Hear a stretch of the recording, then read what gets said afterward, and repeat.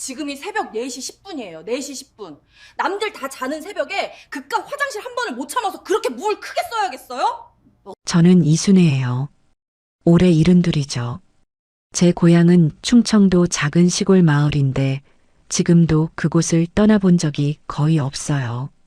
남편은 우리 아들 성우가 고작 10살 때 먼저 세상을 떠났죠.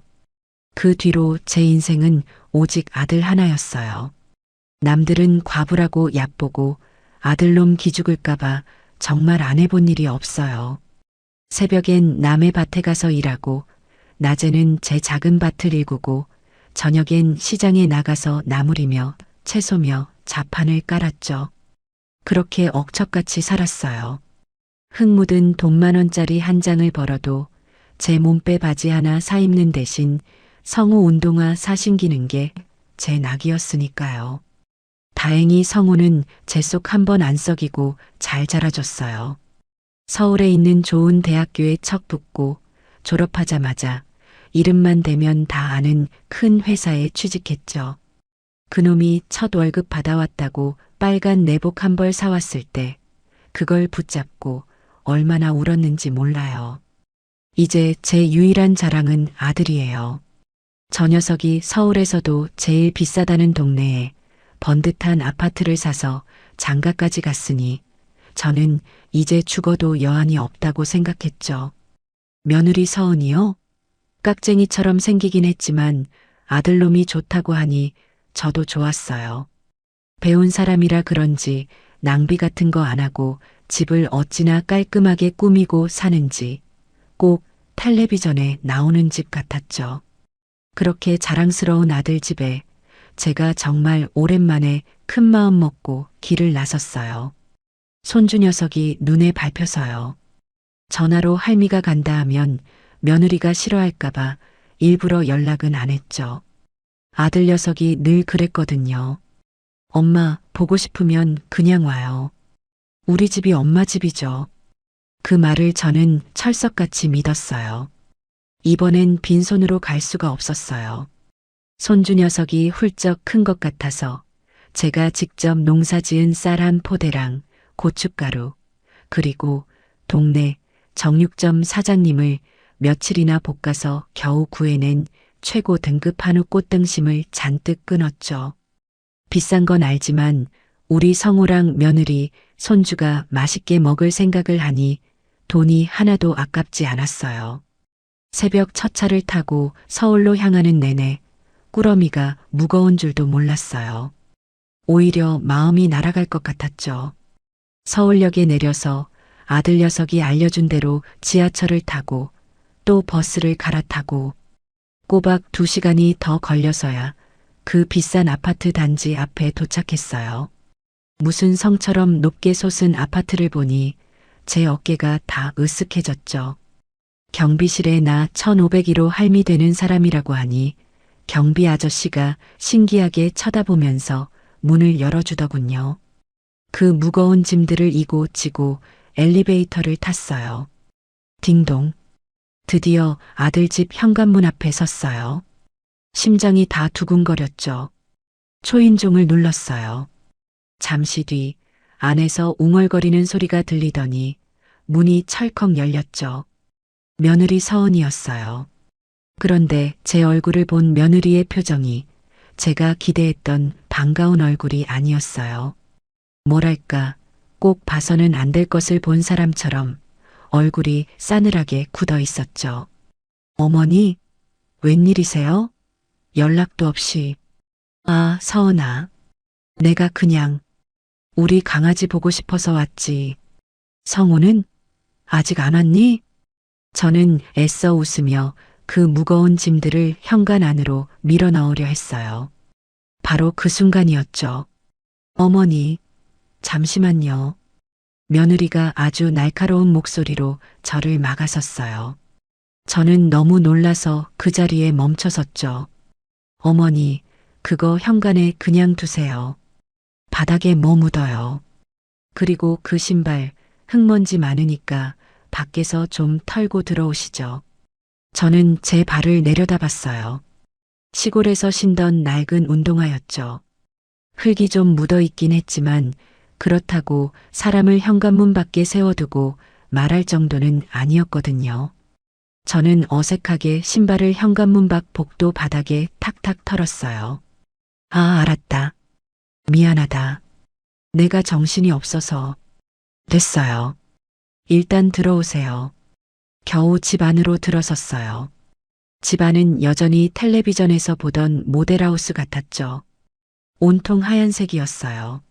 소파도 하얗고 바닥도 하얗고 먼지 한 톨, 머리카락 하나 없는 게 꼭 사람 사는 집이 아니라 구경하는 집 같았죠. 짐은 이리 주세요. 제가 치울게요. 어머니, 저기 소파에는 앉지 마시고 일단 저쪽 식탁 의자에 잠깐 앉아 계세요. 제가 물 한 잔 드릴게요. 저는 얼떨떨해서 며느리가 시키는 대로 부엌 한쪽에 있는 딱딱한 식탁 의자에 겨우 엉덩이를 걸쳤어요. 분명 아들 집인데 꼭 남의 집에 잘못 들어온 사람처럼 가시방석이었죠.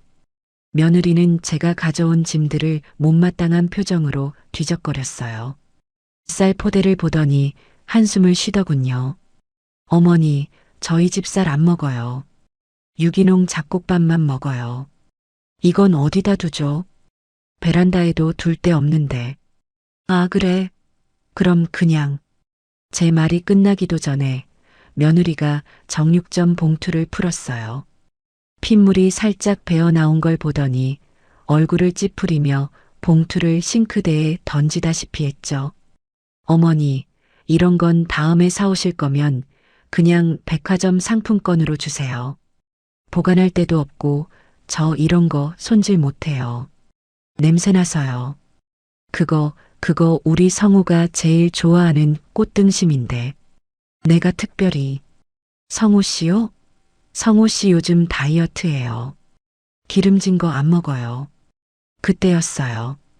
방에서 아들 녀석, 성우가 부스스한 얼굴로 나왔죠. 엄마. 왔어요? 언제 왔어요? 성우야. 아이고, 얼굴이 반쪽이 됐네.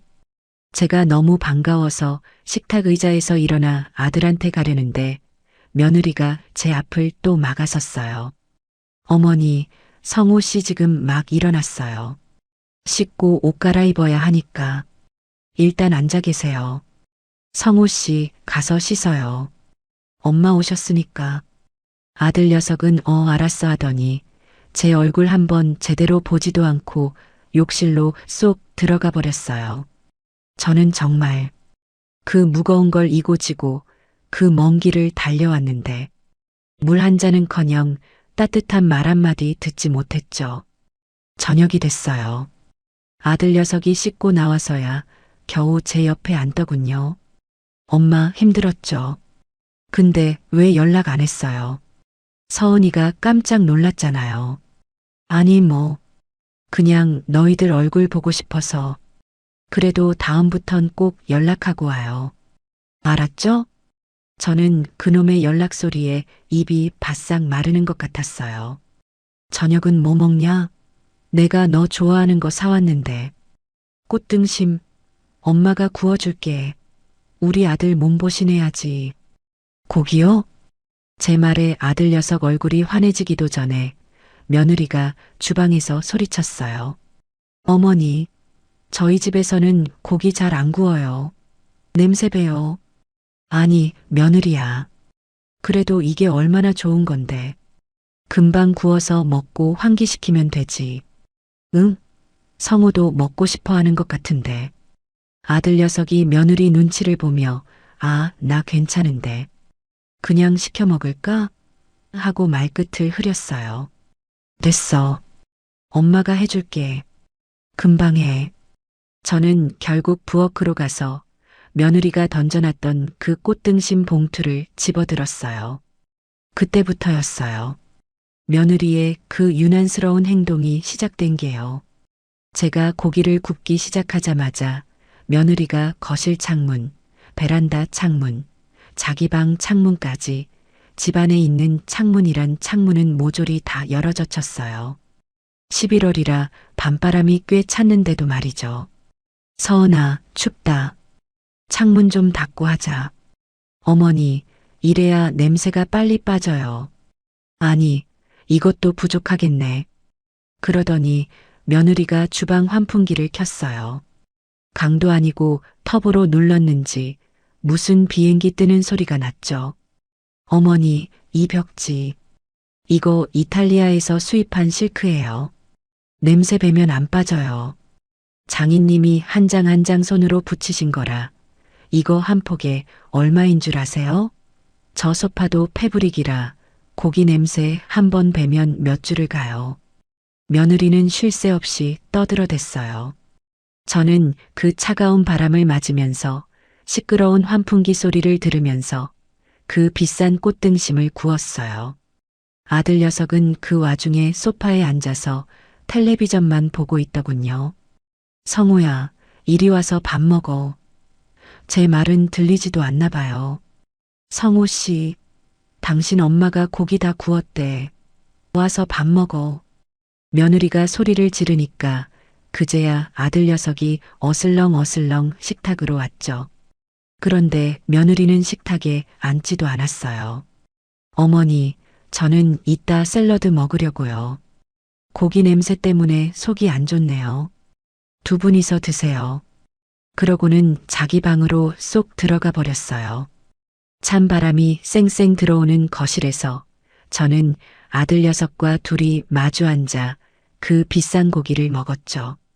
성우야, 많이 먹어. 이거 좋은 거야. 엄마. 맛있네.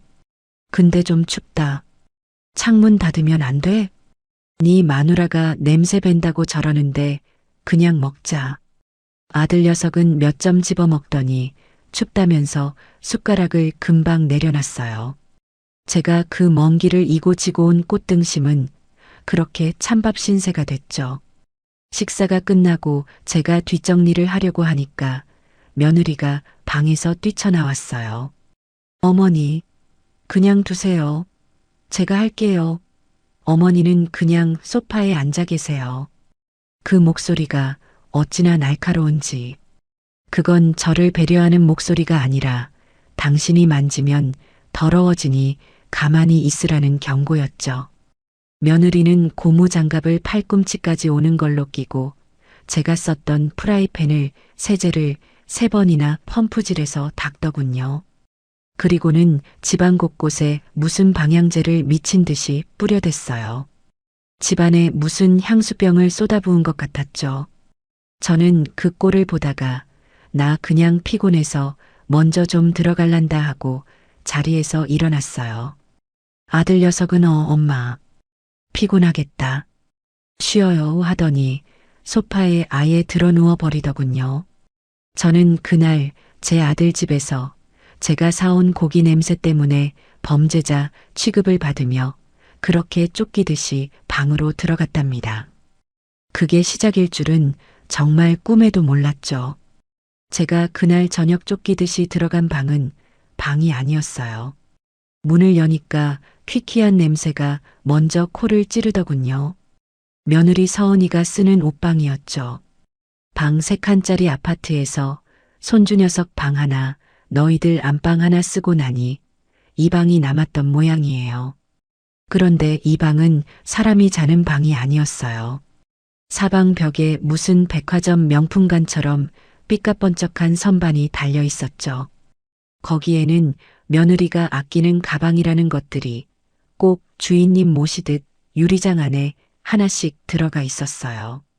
한쪽 벽은 또 통째로 붙박이장이었는데 거기엔 사시사철 옷들이 빽빽하게 걸려 있었죠. 그리고 제 잠자리는 그 붙박이장과 유리 선반 사이 딱 한 사람 겨우 누울 수 있는 그 좁은 구석에 마련되어 있었어요. 그것도 침대가 아니라 무슨 캠핑장에서나 쓸 법한 얇은 접이식 매트리스 하나가 전부였죠.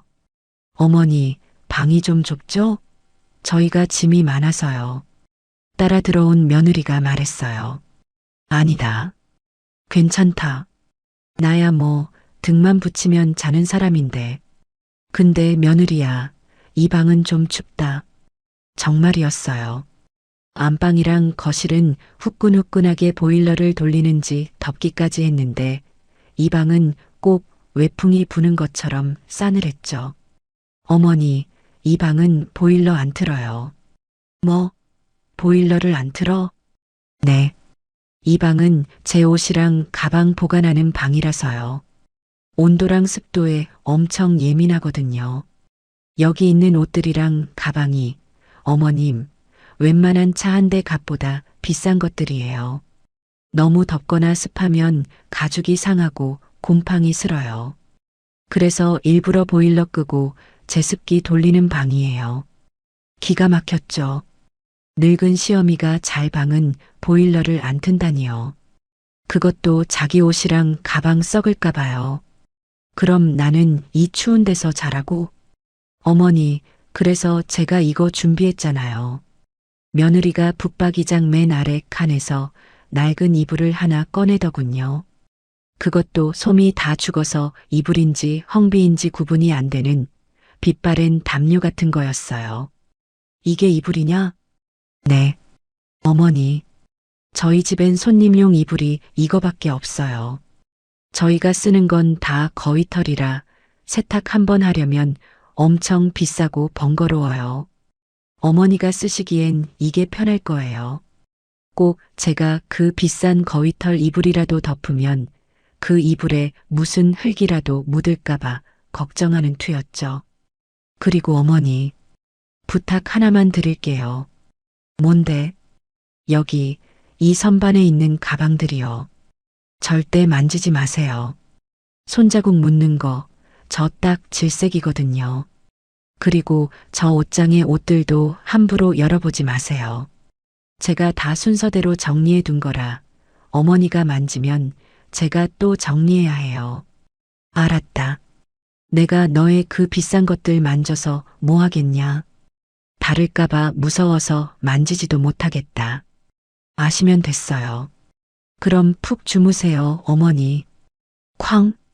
며느리는 제게 얇은 담요 쪼가리 하나 던져주고는 그렇게 문을 닫고 나가버렸어요. 저는 그 싸늘한 방바닥에 앉아 있었죠. 밖에서는 며느리가 아들놈한테 깔깔대는 소리가 들려왔어요. 성호 씨, 나 저거 사줘. 저 드라마에 나온 거. 하면서요. 저는 겉옷도 벗지 못하고 제가 입고 온 외투를 이불 삼아 그 얇은 매트리스 위에 웅크리고 누웠어요. 등은 차고 코는 시리고 이게 정말 내 아들 집이 맞나 싶더군요. 다음 날 아침이 밝았어요. 밤새 추워서 웅크리고 잤더니 온몸이 쑤시고 뼈마디가 다 아팠죠. 거실로 나가니 며느리는 이미 일어나서 무슨 요란한 기계 소리를 내며 거실을 닦고 있더군요. 제가 나오자마자 어제 그 방향제를 또 집안 곳곳에 뿌려댔어요. 꼭 저한테서 밤새 묵은 냄새라도 난다는 듯이요. 일어났냐, 며느리야. 아침은 뭐 먹냐? 어머니, 일어나셨어요? 저희 집은 아침 안 먹어요. 저랑 성호 씨는 커피 마시고 민준이는 시리얼 먹여서 학교 보내요. 어머니도 커피 드실래요? 나는 밥을 먹어야 하는데. 아침부터 커피는 속 쓰려서. 어머니, 그럼 어제 남은 밥이라도 데워드릴까요? 근데 반찬이 없는데. 며느리는 냉장고를 열 생각도 안 하더군요. 저는 그냥 손을 저었어요. 됐다. 아침부터 유난 떨 거 뭐 있냐? 그냥 맹물이나 한 잔 다오. 물은 저기 정수기에 있어요. 어머니, 근데 저 컵 쓰지 마시고 이쪽 컵 쓰세요. 며느리가 싱크대 구석에서 손잡이도 없는 낡은 유리컵을 하나 꺼내서 줬어요. 꼭 식당에서 물컵으로나 쓰는 그런 컵이었죠. 왜 이 컵은? 저기 예쁜 컵도 많은데. 어머니, 저 컵들은 다 세트로 맞춘 거라. 하나라도 깨지면 곤란해요. 어머니는 그냥 이 컵 쓰세요. 이게 편하잖아요. 저는 그 컵으로 물을 한 잔 받아서 마셨어요. 그리고는 제 딴에는 뭐라도 돕겠다고 거실을 어슬렁거렸죠. 마침 아들 녀석이 어젯밤에 벗어둔 양말이 소파 밑에 뒹굴고 있더군요. 아이고, 이놈의 자식. 양말을 또 여기다. 제가 그걸 주우려고 허리를 숙이는 순간이었어요. 어머니, 그거 만지지 마세요. 며느리가 어디서 보고 있었는지 기겁을 하면서 달려왔어요. 아니, 이게 더러워서 주워서. 어머니, 그걸 왜 손으로 만지세요? 저희 집은 세탁물 만지는 규칙이 있어요. 어머니, 제발, 그냥 가만히 좀 계세요. 며느리가 제 손에서 양말을 채 가듯이 뺏어 들었어요. 그것도 손가락 2개로 집어서요. 저희 집은요. 외출복, 실내복, 속옷, 양말, 수건. 다 분리해서 빨아요. 어머니가 지금 맨손으로 만진 그 양말은요. 오염된 거예요. 이걸로 다른 세탁물 못 만져요. 저는 무슨 말인지 하나도 알아들을 수가 없었어요. 그냥 양말 한 짝 주었을 뿐인데 무슨 큰 죄라도 지은 사람 취급을 하더군요. 알았다. 안 만질게. 유난이네 정말. 유난이 아니라 규칙이에요, 어머니. 그리고 어머니, 오늘 쓰실 수건은 이거예요. 며느리가 욕실에서 또 낡은 수건 한 장을 들고 나왔어요. 어제 제가 덮었던 그 담요 쪼가리처럼 색이 누렇게 바래고 가장자리가 다 해진 수건이었죠. 어머니는 화장실 쓰시고 세수하실 때 이것만 쓰세요. 아셨죠? 저희가 쓰는 수건은 호텔 수건이라 삶아서 관리해야 하거든요. 어머니가 쓰시면 제가 또 일해야 해요. 그래, 알았다. 알았어. 저는 그 누런 수건을 받아들고 제 방, 아니, 그 옷방으로 다시 들어왔어요. 정말 숨이 턱턱 막혔죠. 오전 내내 저는 그 방에서 나오지 않았어요. 며느리 눈에 띄면 또 무슨 잔소리를 들을까 무서워서요. 춥고 배고팠지만 그냥 이불을 뒤집어 쓰고 누워 있었죠. 점심때가 되어 손주 녀석, 민준이가 학교에서 돌아왔어요. 할머니다. 할머니. 녀석이 저를 보자마자 반갑다고 달려왔죠. 제가 그동안 용돈도 두둑하게 챙겨주고 장난감도 많이 사줬거든요. 아이고, 우리 강아지. 민준이, 이리 와. 할미 좀 안아보자. 제가 팔을 벌리고 민준이를 안으려던 순간이었어요. 김민준, 너 지금 뭐 하는 거야? 현관에서 며느리의 날카로운 목소리가 들렸어요. 엄마, 나 할머니. 너 지금 학교에서 와서 손도 안 씻었지. 그 더러운 손으로 어딜 만지려고 해. 그리고 할머니는 아침부터 밖에서 먼지 다 묻혀 오셨는데 너 할머니한테 흙 묻어. 당장 가서 손 씻고 옷 갈아입어. 얼른. 7살짜리 애가 뭘 알겠어요. 엄마가 소리를 지르니 울상이 되어서는 제게 오려던 발걸음을 멈추고 욕실로 뛰어 들어가더군요. 저는 그 자리에 팔을 벌린 채로 그대로 굳어버렸어요. 며느리야, 내가 그렇게 더럽냐? 어머니, 그게 아니고요. 민준이가 지금 감기 기운이 있어서 그래요. 위생에 신경 써야죠. 어머니도 감기 옮으시면 큰일 나잖아요. 됐다. 핑계 대지 마라. 내가 내 손주 하나 안아보지도 못하는 집이 이게 무슨 내 아들 집이냐. 어머니, 서운하게 생각하지 마세요. 다 민준이 건강 생각해서 그런 거니까요. 그리고 어머니, 점심 드셔야죠. 제가 민준이 먹이려고 피자 시켰는데 같이 드실래요? 나는 밥 먹는다고 했잖냐. 피자가 뭐냐? 어머니, 그럼 밥솥에 밥 남은 거 있던가. 그거라도 데워 드세요. 저는 민준이 밥 먹이고 학원 보내야 해서 바빠요. 며느리는 저를 거들떠보지도 않고 아들 방으로 쏙 들어가 버렸어요. 저는 그날 점심도 굶었어요. 차라리 굶는 게 속 편했죠. 그렇게 저녁이 되고 아들 녀석, 성우가 퇴근하고 돌아왔어요. 저는 정말 마지막 희망이라도 거는 심정으로 아들 녀석을 조용히 불렀죠. 며느리가 민준이 방에서 숙제 봐주고 있을 때였어요. 성우야, 이리 좀 앉아봐라. 아, 엄마. 왜요? 나 피곤한데. 아들 녀석이 넥타이를 풀며 소파에 들어 누우려 했죠. 너 꼭 앉아봐. 엄마가 할 말 있어. 성우가 마지못해 제 맞은편 식탁 의자에 앉았어요. 성우야, 며느리가 나를 너무 피하는 것 같다. 내가 무슨 병균이라도 되는 것 같아.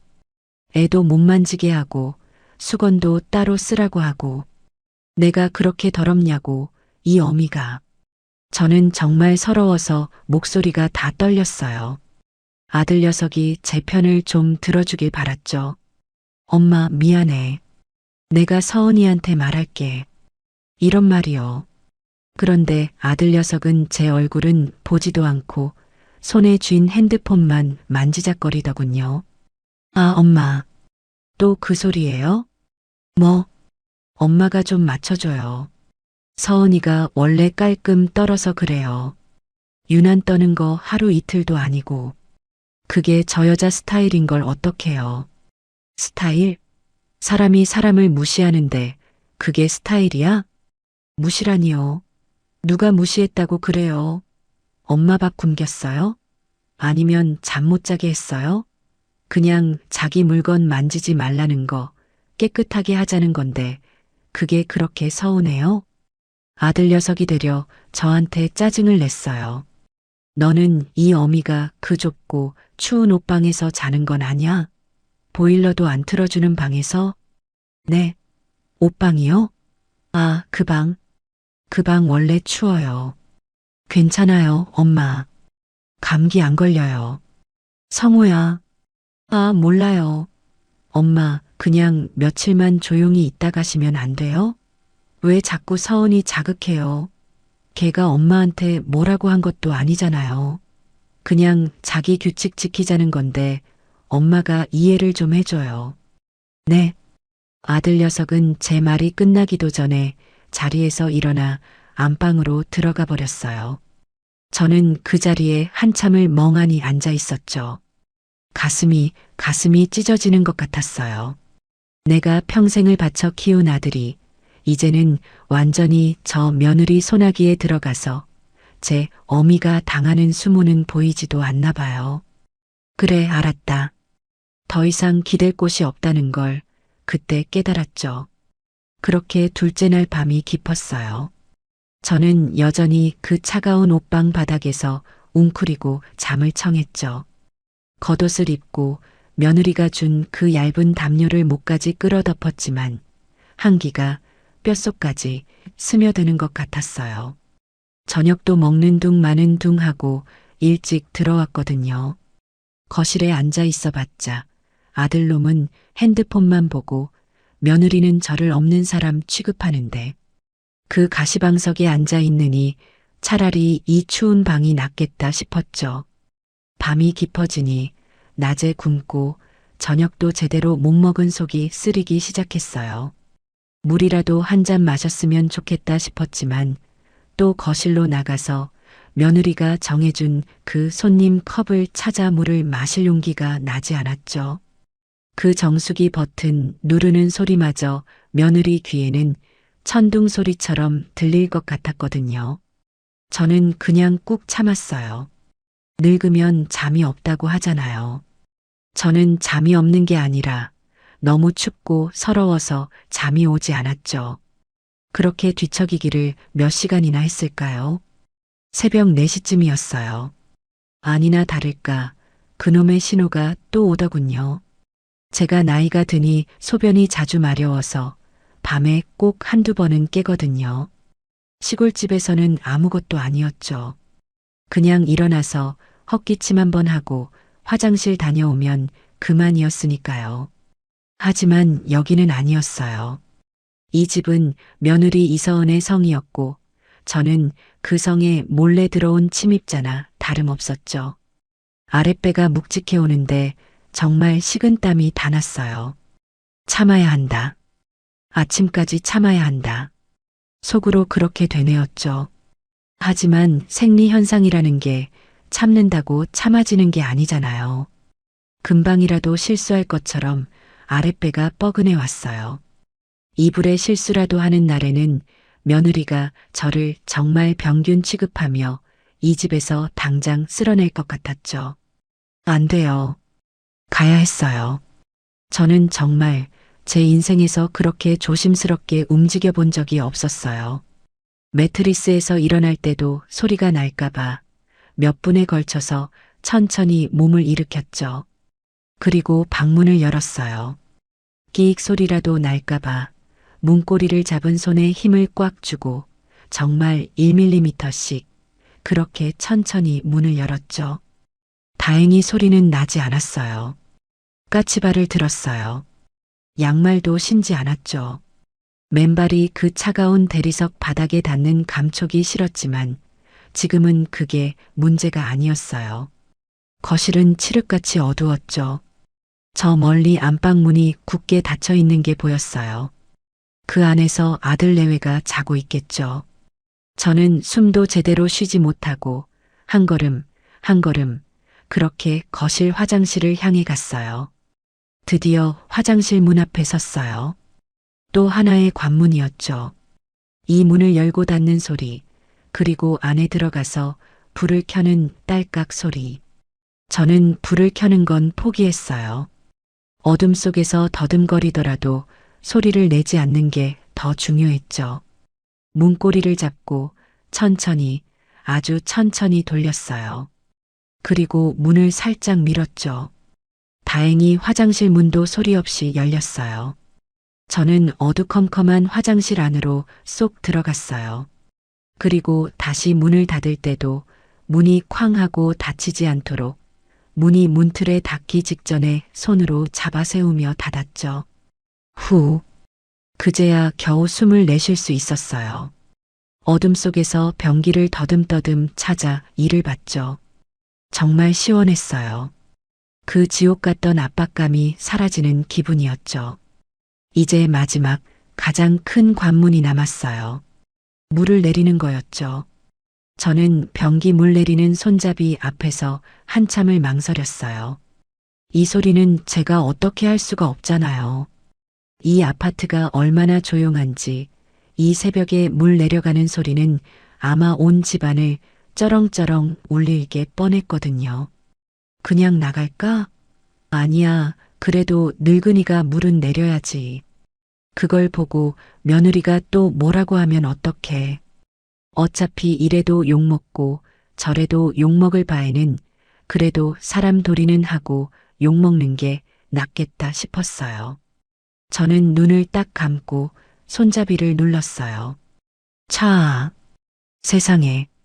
제 귀에는 그 소리가 무슨 천둥 번개가 치는 소리처럼 폭포수가 쏟아지는 소리처럼 크게 들렸어요. 온 아파트가, 아니, 이 아파트 단지 전체가 흔들리는 것 같았죠. 저는 심장이 발끝까지 떨어지는 기분이었어요. 얼른 손을 씻었어요. 비누칠할 생각도 못했죠. 그냥 흐르는 물에 손만 겨우 헹구고 수건으로 닦을 새도 없이 옷에 쓱쓱 문질렀어요. 그리고 다시 화장실 문을 들어올 때처럼 조심조심 열었죠. 그때였어요. 철컥. 제 바로 맞은편 안방 문이 열리는 소리가 났어요.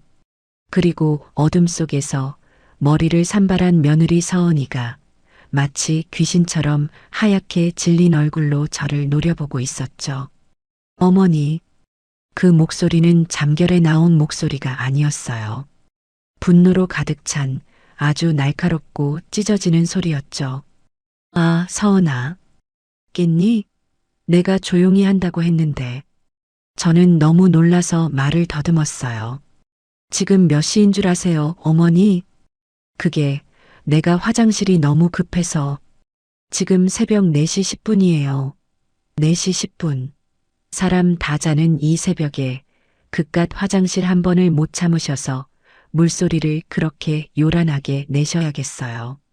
며느리가 저에게 소리를 지르며 다가왔어요. 아니, 며느리야. 그게 늙으면 다 그래. 소변을 참기가 어려워. 늙으면 다 그러신다고요? 그럼 요양원에 가셨어야죠. 여긴 우리 집이에요. 우리 성호 씨 내일 아침 6시에 일어나서 출근해야 하는 거 모르세요? 어머니 그 물소리 때문에 나도 깨고 성호 씨도 깼잖아요. 어떡하실 거예요, 이제? 며느리는 분이 안 풀리는지 씩씩거리며 제 가슴팍을 손가락으로 삿대질까지 하더군요. 내가 미안하다. 정말 미안해. 미안하면 다해요? 미안하다고 하면 우리 성호 씨 잠이 다시 와요? 어머니, 정말 저희 집이랑 안 맞으시네요. 저희 집은요. 밤 10시 이후로는 세탁기도 안 돌리고 12시 이후로는 물도 안 내려요. 그게 이 집 규칙이라고요. 어머님이 뭔데 그 규칙을 깨세요. 정말 기가 막혔어요. 먹고 자는 것만 규칙이 있는 게 아니라 싸는 것까지 규칙이 있는 집이었던 거죠. 그때였어요. 안방에서 아들 녀석, 성우가 부스스한 얼굴로 나왔어요. 며느리가 하도 소리를 지르니까 깬 거였죠. 아, 왜 그래, 자기야. 시끄러워 죽겠네. 잠 좀 자자. 아들 녀석이 며느리를 말릴 줄 알았어요. 엄마한테 왜 그래? 늙은이가 화장실 좀 갈 수도 있지. 이렇게요. 그런데 아들 녀석은 저를 쳐다보지도 않았어요. 그저 며느리의 그 악다구니가 시끄럽다는 듯이 눈을 비비며 인상을 썼죠. 성호 씨, 당신 깼어? 이것 봐. 다 당신 엄마 때문이야. 내가 못 살겠다고 했지. 이 집에서 저 어머니랑 단 하루도 더 못 있겠다고 내가 말했지. 며느리가 이제는 아들놈을 붙잡고 발악을 하더군요. 저는 그저 어둠 속에서 쫓겨난 사람처럼 그렇게 멍하니 서 있을 수밖에 없었어요. 성호 씨, 당신 똑똑히 말해. 나 저 어머니랑 이 집에서 하루도 더 못 살아. 며느리 서은이가 완전히 눈이 뒤집힌 것 같았어요. 머리를 쥐어뜯으며 꼭 연극 배우처럼 거실 바닥에 주저앉을 기세였죠. 당신 엄마가 나보다 중요해요? 이 집에서 흙 냄새 나고 고기 냄새 나는 것도 내가 겨우 참았어. 근데 이젠 새벽에 잠까지 깨우잖아. 나 불면증 있는 거 알면서. 나 못 살아. 당장 나가시라고 해. 며느리가 저를 저 어머니라고 부르더군요. 아들 성호는 그제야 사태가 심각하다는 걸 깨달았는지 당황한 얼굴로 며느리를 달랬어요. 자기야, 진정해. 응?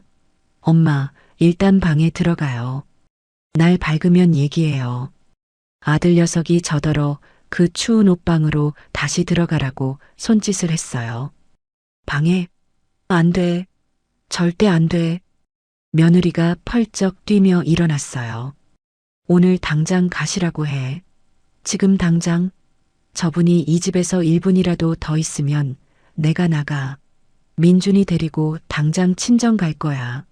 이 집 대출금 당신 혼자 다 갚아보라고. 대출금이라는 말이 나오는 순간 아들 녀석의 얼굴이 하얗게 질리는 걸 저는 똑똑히 봤어요. 그랬었죠. 이 비싼 아파트, 아들놈 혼자 힘으로 산 게 아니었죠. 은행에서 빚을 잔뜩 내고 저한테도 손을 벌려서 겨우 장만한 집이었어요. 며느리가 그 약점을 쥐고 흔드는 거였죠. 아들 녀석이 한참 동안 입술을 깨물고 서 있었어요. 그리고는 천천히 저를 돌아보더군요. 그 눈빛을 저는 평생 잊을 수가 없어요. 저를 쳐다보는 게 아니라 무슨 귀찮은 짐 덩어리, 당장 치워버려야 할 쓰레기를 보는 그런 눈이었죠. 엄마, 성호야, 일단 나가요. 뭐? 일단 나가자고요. 서은이 저러다 쓰러지겠어요. 저는 제 귀를 의심했어요. 지금 제 아들이 저 며느리가 악을 쓴다고 이 늙은 어미더러 이 새벽에 집을 나가라고 하고 있었어요. 너 지금 이 어미 보고 나가라고?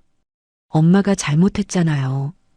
아들 녀석이 갑자기 저한테 버럭 소리를 질렀어요. 조용히 좀 있다 가시지. 왜 일을 만들어요? 서은이 예민한 거 알면서 왜 새벽에 화장실을 가고 그래요? 좀 참지. 뭐, 참아. 늙은이가 오줌 마려운 걸 참으라고? 그게 아들놈이 어미한테 할 소리냐? 아, 몰라요. 시끄러워요. 일단 가요, 네. 내가 나중에 전화할게요. 제발, 나 좀 살려줘요, 엄마. 아들 녀석이 제발 저더러 이 상황을 좀 끝내달라는 듯이 울부짖었어요. 그리고는 제 방, 그 춥고 냄새나던 옷방으로 뛰어가더군요. 그리고는 제가 입고 왔던 외투랑 제 손가방을 들고 나왔어요. 엄마, 옷 입어요. 얼른. 아들 녀석이 제 어깨에 외투를 억지로 걸쳤어요. 그리고 제 손목을 잡아 끌었죠. 성우야, 나라. 이놈아, 네가 이럴 수 있어. 얼른 가요. 택시 잡아줄 테니까. 가요. 며느리 서은이는 그 모습을 팔짱을 끼고 아주 만족스럽다는 듯이 승리자의 표정으로 지켜보고 있었어요. 아들 녀석은 저를 현관문 밖으로 그렇게 질질 끌어냈어요. 제가 신발을 제대로 신을 틈도 주지 않았죠. 낡은 운동화를 발에 깨어 신는 그 짧은 순간에도 아들은 저를 재촉했어요. 쾅! 현관문이 닫혔어요. 저는 그렇게 제 아들 집에서 새벽 4시 반에 쫓겨났어요. 아들 녀석이 저를 엘리베이터에 태웠어요. 엄마, 지하 주차장으로 와요. 내가 차 뺄게. 저는 멍하니 엘리베이터를 타고 지하 주차장으로 내려갔어요. 춥고 무섭고 비참해서 눈물도 나지 않았죠. 잠시 뒤 아들 녀석의 그 번쩍거리는 승용차가 제 앞에 섰어요. 타요. 저는 조수석이 아니라 뒷좌석에 탔어요. 그놈 얼굴을 마주볼 자신이 없었거든요. 차가 출발했어요. 이 새벽에 이놈이 저를 어디로 데려가는 걸까요? 여관이라도 한 군데 잡아주려나? 아니었어요. 아들 녀석의 차는 서울 시내를 무섭게 달렸어요. 그리고 제가 아주 잘 아는 곳에 멈춰섰죠. 고속버스 터미널이었어요. 아들 녀석이 차를 세우더니 저보고 내리라고 턱짓을 하더군요. 성우야, 여기가. 엄마, 저기 가면 6시쯤 첫 차 있어요. 그거 타고 가요. 너 지금. 아, 왜 이래요? 나 지금 회사 일 때문에 머리 아파 죽겠다고요. 아들 녀석이 지갑을 꺼냈어요.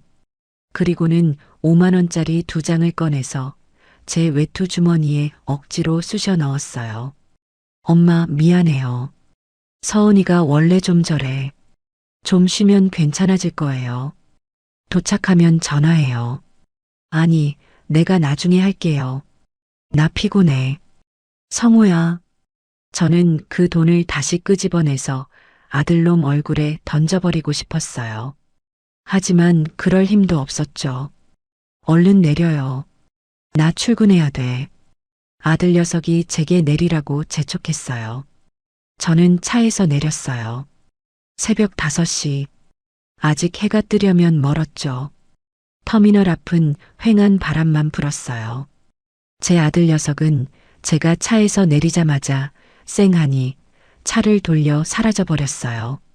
저는 그 낯선 도시의 터미널 앞에 그 무거운 짐 쪼가리도 없이 10만 원이 든 외투 하나만 걸친 채로 그렇게 버려졌어요.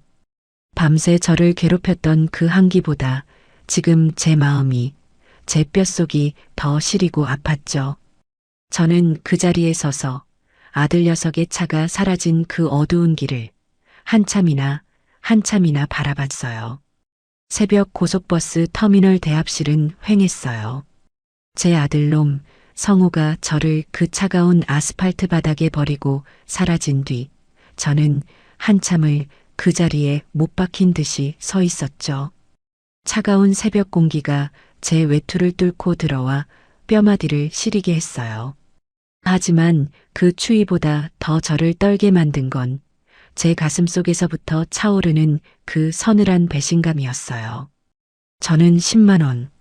아들 녀석이 제 주머니에 억지로 쑤셔 넣은 그 5만 원짜리 2장을 만지작거렸어요. 이게 제가 평생을 바쳐 키운 아들놈에게 받은 값인가 싶었죠. 눈물이 쏟아질 것 같았는데 이상하게 눈물 대신 헛웃음이 났어요. 그래, 이순애. 너 참 멍청하게 살았다.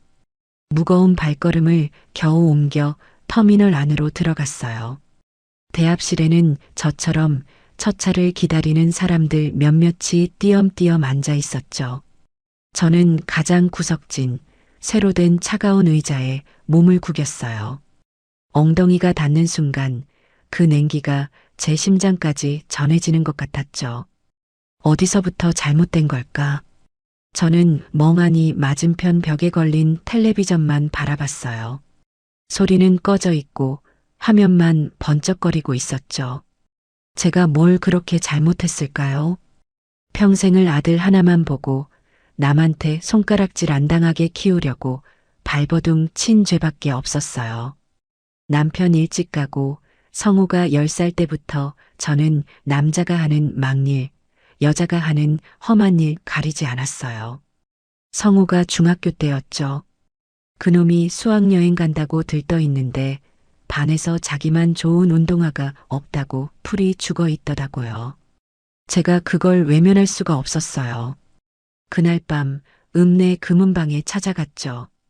시어머니가 물려주신 제 유품이나 다름없는 쌍가락질을 내밀었어요. 사장님, 이거 얼마나 받을 수 있어요? 금은방 사장님이 저를 물끄러미 보더니 아주머니, 이건 파는 거 아닌데. 이건 돈 주고도 못 사는 아주머니 세월인데 하더라고요. 제가 됐어요. 그냥 돈으로 줘요. 우리 아들 운동화 사줘야 해요 하고 돌아섰죠. 그 돈으로 아들놈 운동화랑 잠바를 사서 안겨줬을 때 그놈이 좋다고 방방 뛰던 모습이 아직도 선한데요. 대학교 등록금 낼 때는 어땠고요. 그놈이 하필이면 서울에 있는 제일 비싼 사립대학에 붙었어요. 기뻐해야 하는데 눈앞이 캄캄했죠. 농사지어서 나오는 돈으로는 어림도 없었어요. 밤마다 논두렁에 쪼그려 앉아 울었어요. 성우 아빠, 나 어떡해요. 우리 아들 공부시켜야 하는데. 결국 제가 쥐고 있던 밭대기 중에 제일 좋은 땅을 팔았어요. 제 노후 자금이라고 생각하고 절대 팔지 않으려 했던 땅이었죠. 그 돈으로 등록금을 대고 서울 하숙비까지 보태줬어요. 그렇게 제 뼈를 갈아 넣어서 아들을 키웠어요. 그런데 그 아들놈이 결혼하더니 싹 변하더군요. 아니, 변한 게 아니라 원래 그런 놈이었는데 저한테 숨겼던 거겠죠. 5년 전이었나? 제가 일하다가 다리를 심하게 삐끗해서 무릎이 계속 아팠어요. 병원에서는 연골이 다 닳았다고 당장 수술해야 한다고 했죠. 수술비가 꽤 컸어요. 성우한테 전화를 했죠. 아들, 엄마가 무릎이 아파서 수술해야 할 것 같다. 그랬더니 그놈이 뭐라고 한 줄 아세요? 엄마, 나 어떡해. 나 지금 서은이랑 집 때문에 싸우고 있어. 수술 얘기는 듣지도 않더라고요. 엄마, 내가 이번에 아파트 전세를 옮겨야 하는데 서은이가 꼭 저기 강남인가 뭔가 하는 동네로 가야 한대요. 돈이 1억이나 모자라. 엄마, 나 좀 도와줘. 엄마밖에 없잖아. 저는 제 무릎 아픈 것도 잊었어요. 1억? 내가 그 돈이 어디 있냐? 엄마, 나 망하는 꼴 보고 싶어? 서은이가 이러다 나랑 못 살겠대. 엄마가 상가 담보로 대출이라도 좀 받아주면 안 돼? 내가 이자 꼬박꼬박 낼게. 응? 엄마. 결국 저는 제 무릎 수술을 미뤘어요. 수술비 하라고 모아뒀던 돈, 그리고 읍내 상가 건물을 담보로 1억을 대출받아서 아들놈 통장에 꽂아줬죠. 저는 그 뒤로 5년 동안 비 오는 날이면 무릎이 끊어질 것처럼 아파도 파스 한 장 붙이고 참았어요. 내 아들이 그 비싼 동네 아파트에 산다는 게 그게 제 자부심이었으니까요. 차, 그때였어요. 제 생각에 잠겨 있는데 어디선가 물소리가 들렸어요. 돌아보니 터미널 화장실에서 청소하시는 아주머니가 대걸레를 빨고 그 물을 바닥에 시원하게 붓고 있더군요. 그 물소리가 꼭 제 뺨을 때리는 것 같았어요. 새벽 4시의 물소리. 그래요. 저는 그깟 물소리 하나 때문에 내 전 재산을 가져다 바친 아들놈한테 쫓겨난 거였어요. 그깟 실크 벽지 냄새 배는 것보다, 그깟 가방 곰팡이 쓰는 것보다 이 늙은 어미의 존재가 더 하찮았던 거죠. 그 순간 눈물이 쏙 들어가고 머리가 차갑게 식기 시작했어요. 그래, 이순애, 너의 잘못이다. 저를 탓하는 사람은 아무도 없었지만 저는 제 자신을 탓했어요. 내가 헛똑똑이 아들 하나 믿고 내 노후를, 내 남은 인생을 전부 저당 잡힌 게 내 잘못이지. 자식 이기는 부모 없다는 말, 그거 다 옛말이야. 자식이 부모를 잡아먹는 세상인 걸 나만 몰랐던 거야. 벽에 걸린 시계가 새벽 5시 30분을 가리키고 있었어요. 밖이 아주 조금씩 희미하게 밝아오기 시작했죠. 그 어둠이 걷히는 걸 보는데 제 마음속에 그 답답하고 억울했던 응어리도 함께 걷히는 기분이었어요. 이제부턴 너만 위해 사는 거야. 저는 제 자신에게 말했어요. 저런 것들한테 내 남은 재산 한 푼, 아니, 내 남은 시간 1분 1초도 줄 수 없어. 다 정리하는 거야.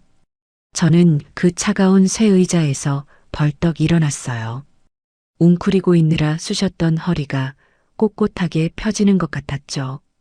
제일 먼저 매표소 창구로 갔어요.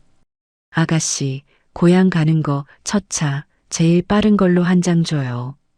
그리고 저는 제 주머니에 있던 그 10만 원. 아들놈이 저를 버리는 값으로 쥐어준 그 돈을 꺼냈어요. 그리고 그 돈으로 당당하게 버스표를 샀죠. 남은 돈으로 터미널 안에 있는 작은 편의점에 갔어요. 여기 제일 뜨거운 커피 한 잔 줘요. 태어나서 제 돈 주고 이런 커피 사 마셔본 적이 거의 없었어요. 따뜻한 종이컵을 두 손으로 감싸주는데 그제야 제 손발이 녹는 것 같았죠. 첫 차가 출발한다는 안내 방송이 나왔어요. 저는 그 뜨겁고 쓴 커피를 한 모금 쭉 마셨어요. 그리고 다짐했죠. 김성호, 이서은, 너희는 오늘 너희 인생의 가장 큰 실수를 한 거야. 너희가 버린 건 이 늙은 어미가 아니라 너희의 그 탐욕스러운 미래였어. 저는 버스에 올랐어요. 동이 트는 서울을 뒤로하고 제 고향 집으로 향했죠. 이제부터는 울고 짜는 이순애가 아니라 내 것을 지키고 나를 위해 싸우는 이순애로 살아야 했으니까요. 그날 정오쯤 고향 집에 도착했어요. 서울을 떠날 때와는 다르게 날씨가 아주 화창하더군요. 하지만 제 마음은 그 맑은 날씨와는 정반대였죠. 버스가 읍내 터미널에 저를 내려줬을 때 저는 택시를 타지 않았어요. 그냥 걷고 싶었죠. 제 발로 제 땅을 딛고 싶었어요. 한 30분을 걸어서 제 집에 도착했어요. 대문을 여는데 며칠 집을 비웠다고 마당에 낙엽이 뒹굴고 있더군요. 그 풍경이 꼭 아들놈한테 버림받은 제 신세 같았어요. 저는 방에 들어서자마자 겉옷도 벗지 않고 안방 아랫목 이불 밑에 숨겨뒀던 쇠로 된 괴짝부터 꺼냈어요. 자물쇠를 여는데 손이 떨렸죠. 그 안에는 제 인생이 다 들어 있었어요. 낡은 통장 꾸러미들, 그리고 누렇게 변한 종이에 쌓인 등기 권리증들이었죠. 저는 그걸 전부 방바닥에 쏟아부었어요. 그리고 하나하나 펼쳐봤죠. 제일 먼저 눈에 띈 건 지금 제가 살고 있는 이 집문서였어요. 남편 죽고 제가 이 악물고 일해서 20년 전에 제 이름으로 다시 지은 집이었죠. 그리고 읍내에서 제일 목 좋은 사거리에 있는 3층짜리 상가 건물. 1층에는 식당, 2층에는 미용실, 3층에는 태권도장이 새들어 있었죠. 매달 꼬박꼬박 나오는 월세가 제 든든한 버팀목이었어요. 마지막으로 조상 대대로 물려받은 땅들이었죠. 지금은 동네 사람들이 밭으로 부쳐 먹고 있었지만 그 중 하나는 몇 년 전에 새로 고속도로가 난다고 해서 값이 천정부지로 뛰어오른 바로 그 땅이었어요. 그리고 통장. 제 이름 이순애가 선명하게 박힌 통장들이었죠. 아들놈 대학 보내고 남은 돈, 상가세 받은 돈, 푼돈이라도 생길 때마다 꼬박꼬박 모아둔 제 피 같은 돈이었어요. 저는 통장 잔고에 찍힌 0의 개수를 하나, 둘, 셋. 천천히 세어봤어요. 그래, 이순애. 너는 돈 없는 늙은이가 아니야. 너는 이 동네에서 제일 가는 부자 할머니였어. 그런데 저는 그 돈을 제대로 써보지도 못하고 자식 눈치만 보며 살았던 거예요. 제가 그 등기 권리증들을 멍하니 내려다보고 있는데 외투 주머니에서 핸드폰이 띠링하고 울렸어요. 문자였죠. 아들놈 성우였어요. 엄마, 잘 도착했어요? 서은이 아직 화 안 풀렸으니까 당분간 연락하지 마요. 나중에 내가 전화할게. 저는 그 문자를 보고 정말 잘 도착했어요? 이놈은 제가 그 새벽에 버스표는 제대로 샀는지, 버스는 제대로 탔는지 걱정도 안 됐나 봐요. 서은이 아직 화 안 풀렸으니까. 그 말이 제 심장을 더 후벼 팠죠. 저는 그 문자를 5분 동안 뚫어져라 쳐다봤어요. 그리고 답장을 보냈죠. 알았다. 딱 3글자였어요. 더 이상 무슨 말이 필요하겠어요. 저는 그 문자를 보내고 나서 괴짝에 있던 통장과 서류들을 가방에 쓸어 담았어요. 그리고 곧장 방을 나섰죠. 제일 먼저 간 곳은 읍내에서 제일 큰 도장 가게였어요. 사장님, 나 도장 새로 하나 파려고요.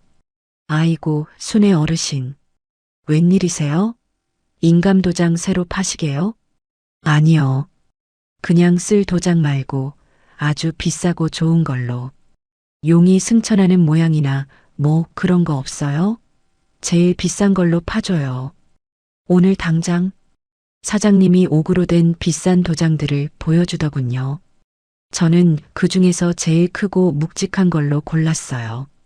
이걸로 인감 변경 신고까지 싹 할 거니까 제일 멋지게 파줘요. 그리고 저는 곧장 읍내에서 제일 용하다는 부동산 중개인 김 사장을 찾아갔어요. 김 사장은 저랑 거의 30년 가까이 알고 지낸 사람이었죠. 김 사장, 나 좀 봐요. 제가 문을 박차고 들어가니 김 사장이 차를 마시다가 깜짝 놀라서 일어났어요. 아이고, 순애 누님, 이게 웬일이십니까? 서울 아드님 댁에 가신 거 아니었어요? 됐어요.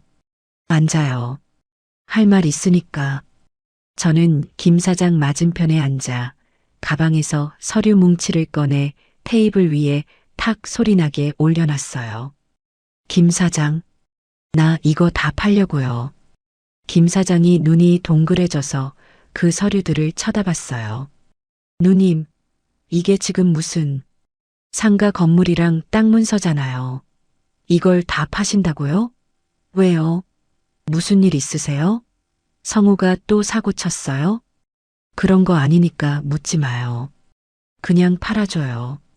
내가 가진 부동산, 이 집까지 싹 다. 하나도 남김없이. 누님, 진정하세요.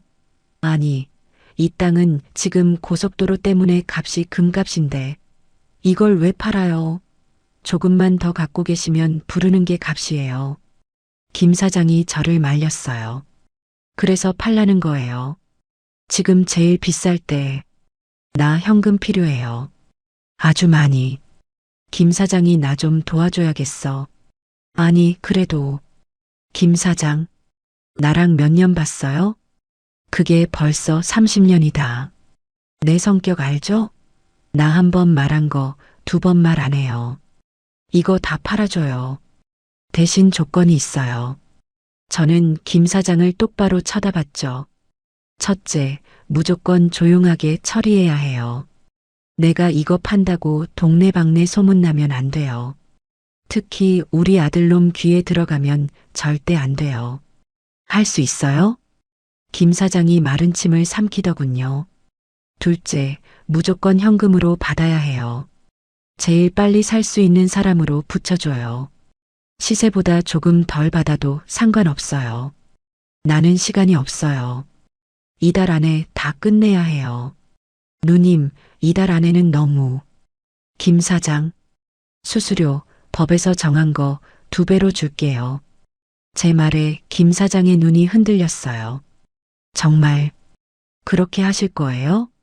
내가 농담하는 거 봤어요? 김 사장이 이거 성공시키면 내가 저기 상가 건물 팔고 나서 마지막으로 김 사장한테 거하게 한턱 낼게요. 김 사장은 한참 동안 제 얼굴과 서류들을 번갈아 쳐다봤어요. 그리고는 결심한 듯 고개를 끄덕였죠. 알겠습니다, 누님. 누님이 저를 이렇게 믿고 맡기시는데 제가 해내야죠. 조용하고 빠르게. 현금으로. 그래요. 그렇게 해요. 그런데 누님, 땅 중에 이 땅은 지금 소작 주고 있는 최서방네 땅 아니에요? 거긴 어떻게 하시려고요? 아, 그 땅. 그 땅은 제 땅 중에서 제일 크고 기름진 땅이었어요. 최서방 부부가 평생을 제 땅을 부쳐먹고 살았죠. 아주 성실한 사람들이었어요. 그 땅은 내가 따로 만날 거예요. 저는 부동산에서 나와 곧장 최서방네 집으로 향했어요. 저녁 무렵이었죠. 최서방 부부가 밭에서 돌아와 저녁을 짓고 있더군요. 어르신, 웬일이세요? 서울 다녀오신 거 아니었어요? 그래요. 잠깐 앉아봐요. 할 말 있어서. 저는 마루에 걸터 앉아 2사람을 앉혔어요. 2사람이 내 땅 부쳐먹은 지가 얼마나 됐죠? 아이고, 그게 벌써 20년이 다 되어가네요. 어르신. 어르신 덕분에 저희가 자식들 대학까지 다 보냈잖아요. 최서방 아내가 제 손을 잡으며 고마워했어요. 내가 그 땅 팔려고요. 네, 땅을요? 그럼 저희는 2사람의 얼굴이 하얗게 질렸죠. 그래서 2사람한테 제일 먼저 왔어요. 2사람이 그 땅 살 생각 있어요? 어르신, 저희가 무슨 돈이 있다고 그 금싸라기 땅을 사요. 저희는 평생 시세대로 다 받겠다는 거 아니에요. 저는 가방에서 통장을 하나 꺼냈어요. 내가 이 땅 팔아서 그 돈으로 장학재단 같은 거 하나 만들까 했는데 그럴 필요 없겠어요. 네, 2사람 자식들 대학까지 다 보냈다고 했죠? 그놈들 공부하느라 고생 많았는데 내가 그 땅 2사람한테 팔게요. 아주 싸게. 2사람이 평생 나한테 바친 소장료 그거 다 합친 것보다 더 싸게요. 어르신, 그게 무슨 말씀이세요? 대신 조건이 있어요. 이 땅 절대 남한테 팔지 마요. 2사람 자식들한테 물려주고 대대손손 농사 지으면서 살아요. 그게 내가 바라는 거예요. 하실 수 있죠? 최서방 부부가 제 말뜻을 알아듣고는 마루에 큰 절을 하며 울기 시작했어요. 어르신, 감사합니다. 정말 이 은혜를 어떻게. 됐어요. 울긴 왜 울어. 나중에 등기 이전할 때 도장이나 잘 챙겨와요. 저는 그 집을 나오는데 마음이 이상했어요. 아들놈한테 1억을 뜯길 때는 속이 그렇게 쓰리고 아팠는데 평생을 성실하게 산 사람들한테 제 재산을 나눠준다고 생각하니 오히려 마음이 뿌듯하고 따뜻해졌죠. 집에 돌아오니 밤이었어요. 아들놈한테서 전화가 왔더군요. 받지 않았어요. 저는 그날 밤 제 괴짝에 남은 마지막 통장들을 정리했어요. 아들놈 이름으로 연결해뒀던 자동이체 통장, 혹시나 며느리 생일이라고 돈 빼가라고 만들어뒀던 비상금 통장. 다음 날 아침 저는 은행 문이 열리자마자 찾아갔어요. 이거 싹 다 해지해 주세요. 그리고 이순의 제 이름으로 된 계좌 하나로 다 합쳐주세요. 인터넷 뱅킹, 스마트폰 뱅킹, 그런 거 다 필요 없어요. 싹 다 없애줘요. 은행 직원이 저를 이상하게 쳐다봤지만 저는 상관없었어요. 제 재산은 이제부터 완벽하게 제 것이 되어야 했으니까요. 제가 그렇게 고향집에서 제 인생을 새로 설계하고 있을 때 서울에 있는 아들 내외는 아마 딴 생각에 빠져 있었나 봐요. 제가 그깟 일로 삐져서 며칠 시골집에 처박혀 있다가 다시 자기들한테 손 내밀 줄 알았겠죠. 특히 며느리 서은이는 이번 기회에 제 버르장머리를 단단히 고쳤다고 생각했을 거예요. 어머니도 이제 눈치 보시겠지. 우리가 이렇게 세게 나가야 나중에 재산이라도 빨리 넘겨줘요. 성호 씨, 당신도 확실하게 해야 해. 엄마 편 들면 나 정말 이혼이야. 나중에 들은 얘기지만 며느리가 아들놈을 그렇게 닥달했다고 하더군요. 아들놈, 성우는 또 그 말에 진이 빠져서 저한테 사과 전화 한 통 할 생각도 못했겠죠. 아니, 사과가 문제가 아니었어요. 그놈들은 제 재산에 눈이 멀어 있었던 거예요. 제가 터미널에 버려지고 한 사나흘 지났을까요? 아들놈한테서 전화가 왔더군요. 며칠 동안 뻔질나게 전화하길래 제가 다 무시했더니 이번엔 문자 메시지가 아니라 아예 전화를 했더라고요. 저는 밭에 나갔다 돌아오는 길이라 무심코 그 전화를 받았어요. 엄마, 왜 이렇게 전화를 안 받아요? 아들 녀석 목소리가 아주 격앙되어 있었어요. 왜? 무슨 일 있냐? 엄마, 혹시 삐졌어요? 아직도 그날 일 때문에 그래요? 삐졌다고요. 제가 70 먹은 늙은이가 자식한테 쫓겨난 게 삐진 걸로 보였나 봐요. 됐고, 용건만 말해. 나 바쁘다. 아, 엄마. 그게 아니고. 아들 녀석이 한참을 뜸을 들였어요. 엄마, 내가 이번에 새로 사업을 좀 확장하려고 하거든요. 사업? 네, 지금 다니는 회사도 뭐 좋긴 한데. 언제까지 남의 밑에서 일하겠어요. 내 사업을 해야죠. 마침 아주 좋은 아이템이 생겼어요. 이것만 성공하면 우리도 이제 강남에 빌딩 사고 그럴 수 있다고요. 그래서 말인데 엄마, 자금이 좀 필요해요. 드디어 본론이 나오더군요. 엄마가 가진 그 읍내 땅 있잖아요. 그 고속도로 난다는 그 땅. 그거 지금 묵혀둬서 뭐해요? 그거 팔아서 놔주면 안 돼요?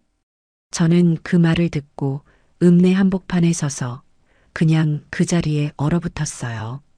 이놈은 지금 자기 어미가 그 땅을 팔아서 무슨 돈으로 먹고 살지, 그건 안중에도 없는 거였어요.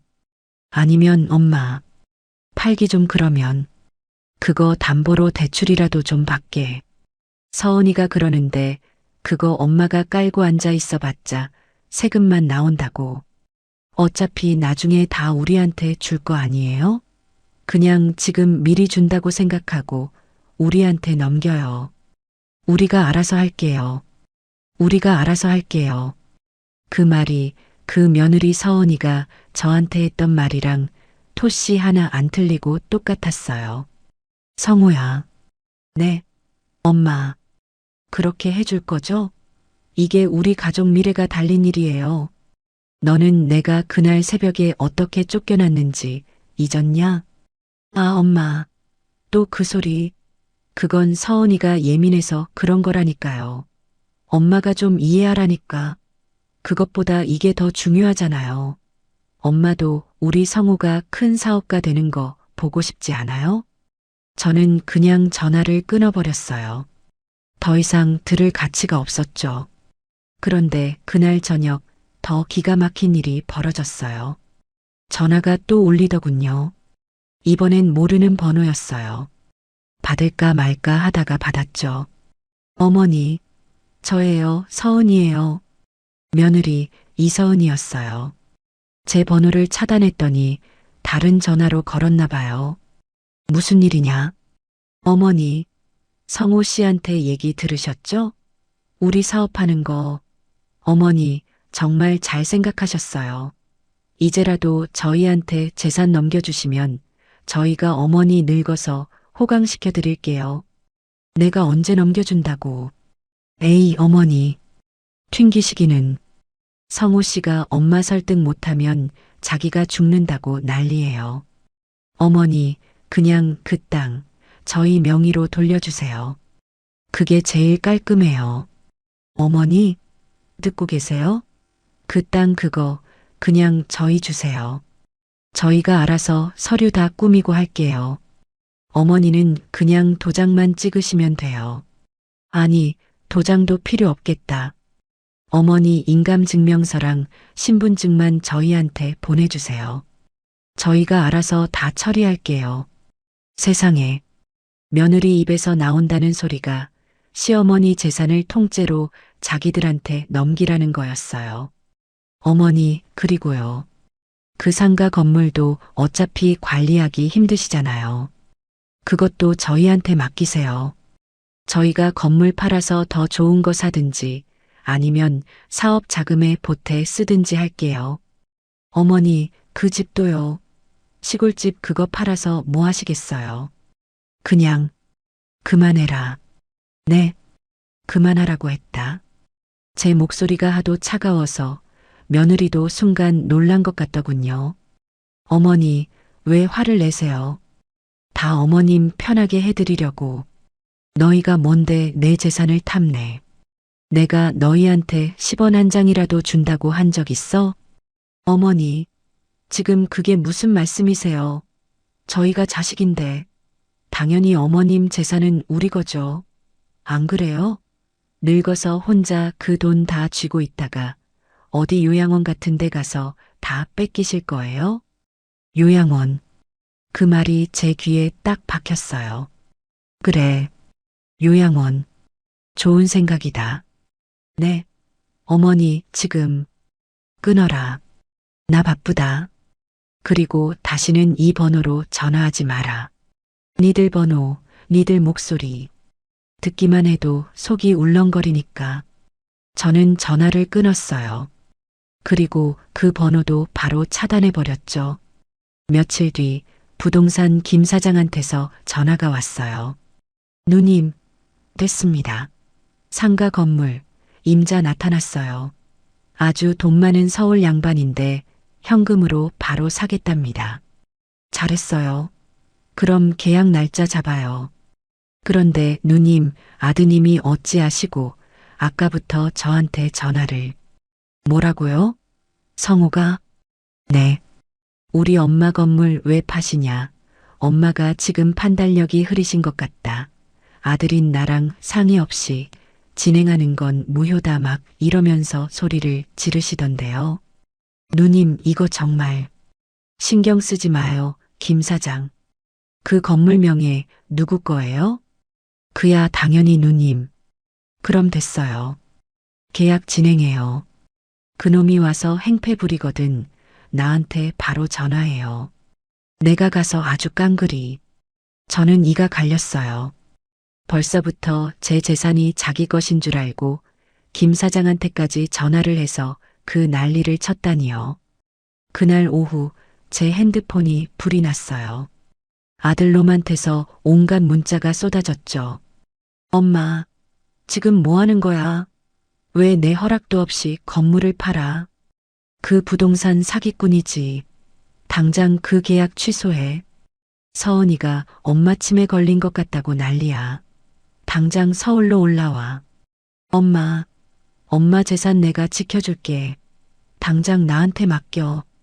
저는 그 문자들을 하나하나 아주 천천히 읽어봤어요. 그리고 결심했죠. 그래, 너희가 그렇게 원하면 한 번은 만나줘야지. 하지만 지금은 아니었어요. 저는 아직 할 일이 남아 있었거든요. 저는 김 사장에게 전화를 걸었어요. 김 사장, 계약서에 특약 하나만 넣어줘요. 무슨 특약이요, 누님? 이 집, 상가, 땅, 전부 다. 내가 죽을 때까지 이 동네에 거주하고 모든 수익을 내가 받는 조건으로. 그리고 내가 죽으면요? 전부 사회에 환원한다고. 아들 김성호, 며느리 이서은한테는 단 10원 한 푼도 줄 수 없다고. 변호사 공증까지 싹 받아놔요. 이제 정말 그놈들과의 질긴 인연을 제 손으로 끊어낼 시간이었어요. 부동산 김 사장한테 그놈들이 전화해서 행패를 부렸다는 말을 듣고 저는 피가 거꾸로 솟는 기분이었죠.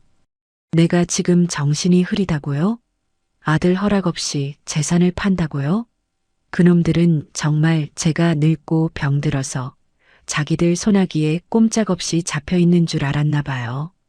제가 평생 모은 재산이 이미 자기들 거라고 단단히 착각하고 있었던 거죠. 저는 김 사장한테 아주 단호하게 말했어요. 김 사장, 그놈들 말 한마디도 듣지 마요. 내 재산 내가 파는데 아들 허락이 왜 필요해요? 그놈이 와서 소리 지르고 행패 부리거든 당장 경찰 불러요. 업무방해로 싹 다 잡아넣으라고 해요. 아이고, 누님. 그래도 자식인데. 자식? 김 사장. 자식이 어미를 새벽 4시에 화장실 물소리 냈다고 고속버스 터미널에 내다 버리는 세상이에요. 그런 놈은 자식이 아니라 빚쟁이죠. 빚쟁이. 내 남은 인생에서 떼어내야 할 아주 지독한 빚쟁이요. 제 목소리가 하도 단호해서 김 사장도 더는 아무 말 못하더군요. 알겠습니다, 누님. 그럼 예정대로 모레 상가 건물 매수인 만나는 거 아시죠? 그 서울 양반이 아주 급한가 봐요. 계약금이랑 중도금, 잔금까지 한꺼번에 치르겠다고 하네요. 누님한테는 제일 좋은 조건이죠. 잘했어요, 김 사장. 나도 그날 다 끝내버릴 거니까.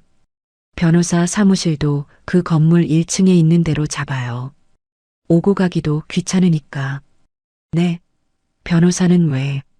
그냥 내가 고용한 사람이 있어요. 그날 계약서 쓸 때 같이 볼 거예요. 나중에 그놈들이 이 계약 무효네 뭐네 딴소리 못하게 공증까지 싹 받아버리게요. 김 사장은 제가 아주 단단히 마음먹은 걸 그제야 안 것 같았죠. 그렇게 약속한 이틀이 지났어요. 저는 그날 아침 읍내 목욕탕에 가서 뜨끈한 물에 몸을 지지고 제일 깨끗하고 좋은 외출복으로 갈아입었어요. 아들놈한테 쫓겨날 때 입었던 그 외투는 아궁이에 불쏘시개로 던져버린 지 오래였죠. 부동산 사무실이 아니라 제가 말한 대로 상가 건물 1층에 있는 법무사 사무실에서 만나기로 했어요. 김 사장이 미리 다 약속을 해놨더군요.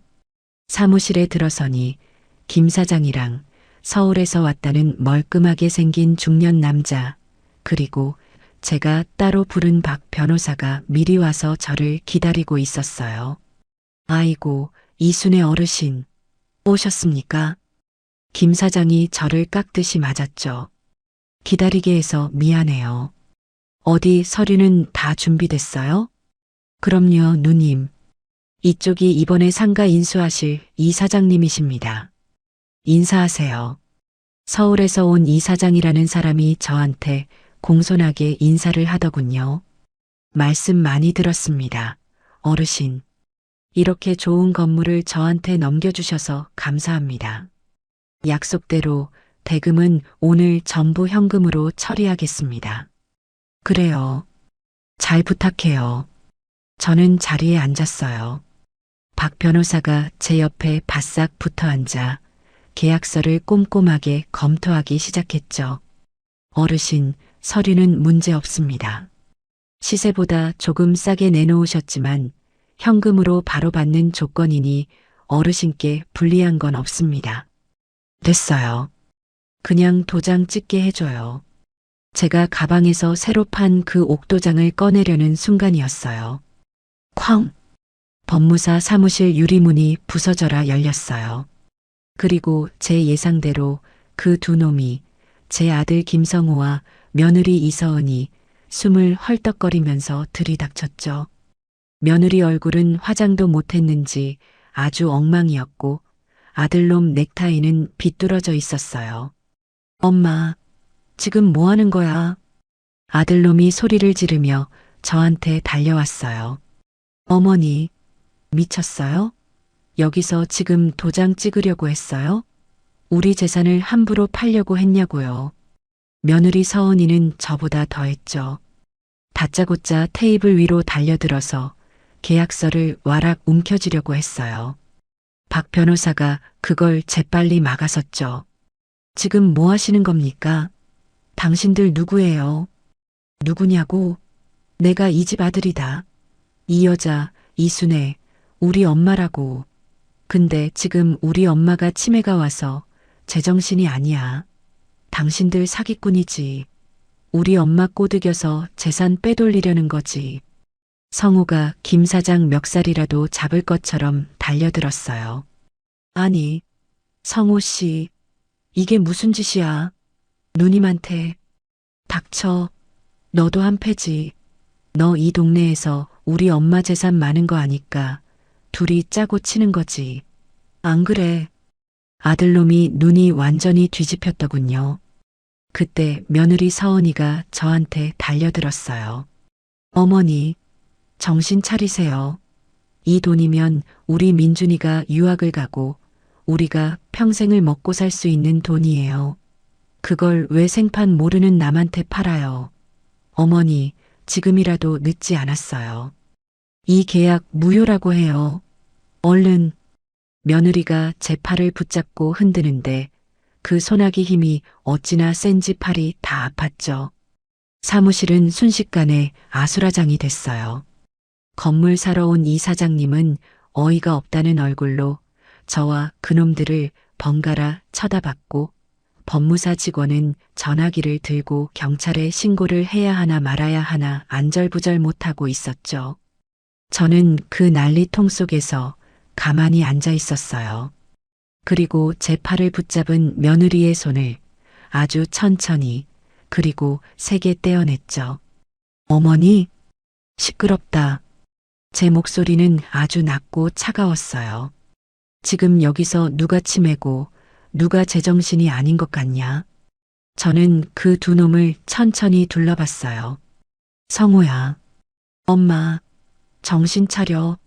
이 사람들 다 사기꾼이야. 얼른 나와. 너는 너의 어미를 새벽 4시에 터미널에 내다버렸지. 그것도 고작 10만 원 쥐어주고. 너는 그날, 넌 이미 내 아들 자격을 잃었어. 엄마, 그건 서은이가. 닥쳐. 그리고 서은아. 제가 며느리를 쳐다봤어요. 며느리가 제 눈빛에 움찔하더군요. 너는 너의 그 비싼 실크 벽지에 고기 냄새 뵐까봐 늙은 시어미가 사간 고기도 못 굽게 했지. 너의 그 비싼 가방 썩을까봐 보일러도 안 트는 방에서 나를 재웠고. 안 그러냐? 어머님, 그건. 그런데 지금 너희는 뭐가 그렇게 급해서 여기까지 쫓아왔어? 아, 알겠다. 저는 고개를 끄덕였어요. 너희 밥줄이 타는 냄새가 나니까. 너희가 평생 빨아먹고 살아야 할 내 재산이 날아갈까봐 그 냄새 맡고 똥개처럼 달려온 거구나. 안 그래? 뭐, 똥개? 어머니, 말 다 했어요. 며느리가 저한테 악을 쓰려고 했죠. 저는 그 말을 가로챘어요. 박 변호사님, 네 어르신. 지금 저 두 사람이 제정신 아닌 사람처럼 여기서 행패 부리는 거 똑똑히 보셨죠? 녹음은 잘 되고 있죠?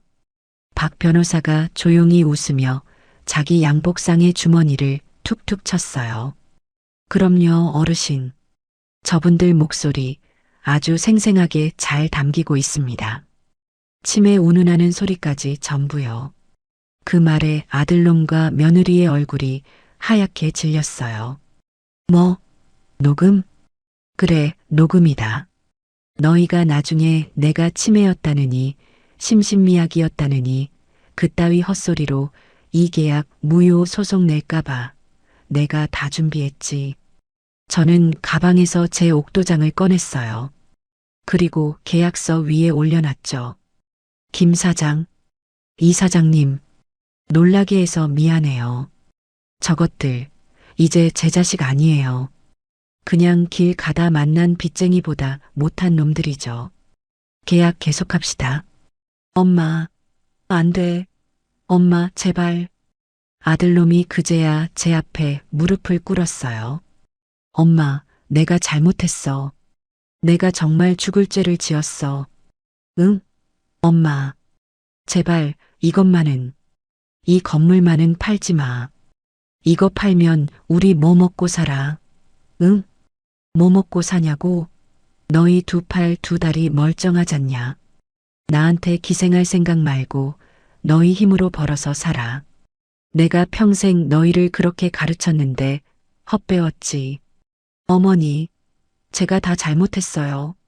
제가 그때 새벽에 미쳤었나 봐요. 어머니, 다시는 안 그럴게요.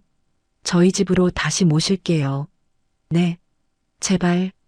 며느리까지 제 발밑에 와서 무릎을 꿇고 울고불고 난리를 쳤어요. 참 가관이었죠. 저는 그 두 놈을 내려다봤어요. 늦었다. 엄마, 너희가 나를 터미널에 버린 그날, 너희가 내 재산을 너희 것이라고 말한 그 순간 모든 게 끝났어. 너희가 나한테 빌어야 할 건 용서가 아니라 너희가 앞으로 살아갈 날들이겠지. 저는 박 변호사를 쳐다봤어요. 변호사님, 아까 말씀드린 공증 서류도 지금 같이 처리하죠. 네, 어르신. 준비해놨습니다. 박 변호사가 다른 서류 뭉치를 꺼냈어요. 이건 뭐예요? 아들놈이 그걸 보고 물었죠. 유언 공증서다. 유언? 그래.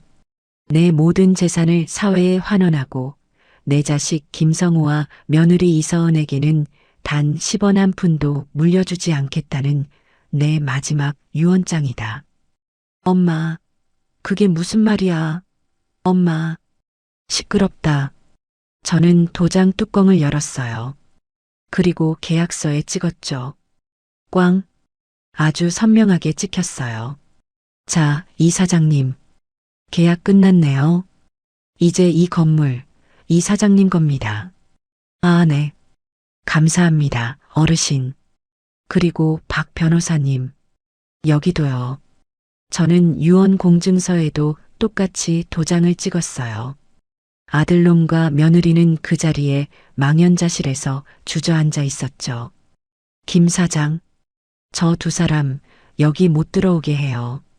업무방해로 신고하시고요. 나는 이제 볼일 다 봤으니 그만 가볼게요. 저는 가방을 챙겨 들고 일어섰어요. 엄마, 엄마, 이럴 순 없어. 엄마, 어머니, 안 돼요. 두 놈이 제 다리를 붙잡고 늘어졌지만 저는 그냥 그 손을 뿌리치고 사무실을 나왔어요. 밖으로 나오니 가을 하늘이 어찌나 높고 푸르던지 속이 다 시원했어요. 법무사 사무실에서 그 난리를 치고 나오는데 온몸에 힘이 쫙 빠지는 것 같았어요. 하지만 마음은 이상하게 날아갈 듯 가벼웠죠. 평생 저를 짓누르던 무거운 짐을 드디어 내려놓은 기분이었어요.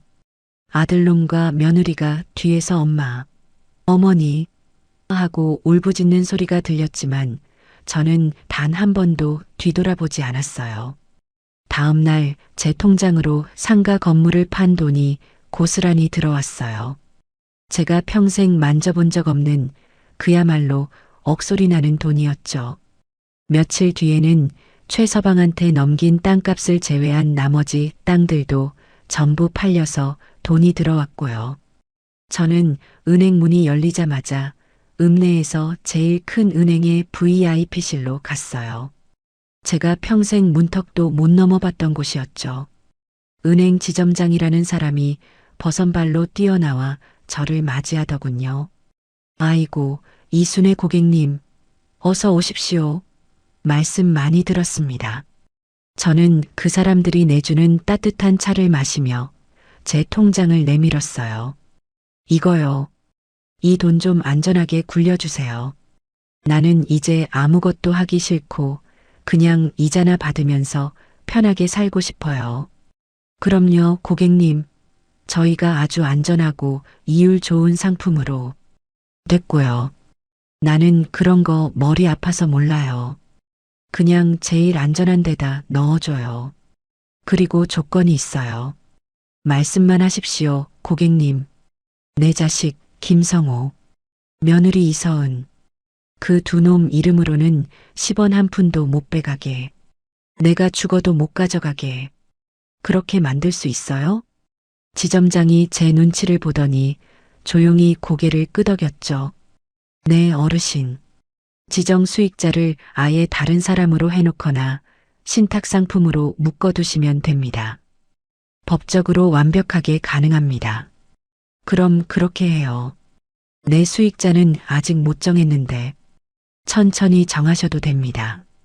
일단 고객님 노후 자금은 저희가 철저하게 지켜드리겠습니다. 저는 그날 제 모든 돈을 꽁꽁 묶어놨어요. 오직 저 이순애만 쓸 수 있게요. 은행을 나오는데 그제야 제가 앞으로 뭘 해야 할지 막막해졌어요. 돈은 산더미처럼 쌓였는데 정작 제가 살 집이 없어진 거였죠. 읍내에 있던 제 집도 땅이랑 상갑할 때 같이 팔아버렸거든요. 이제 어디로 가나? 읍내 장터에 있는 국밥집에 앉아 뜨끈한 국밥 한 그릇을 시켜놓고 생각에 잠겼어요. 아들놈한테 다시 돌아갈 수는 없었죠.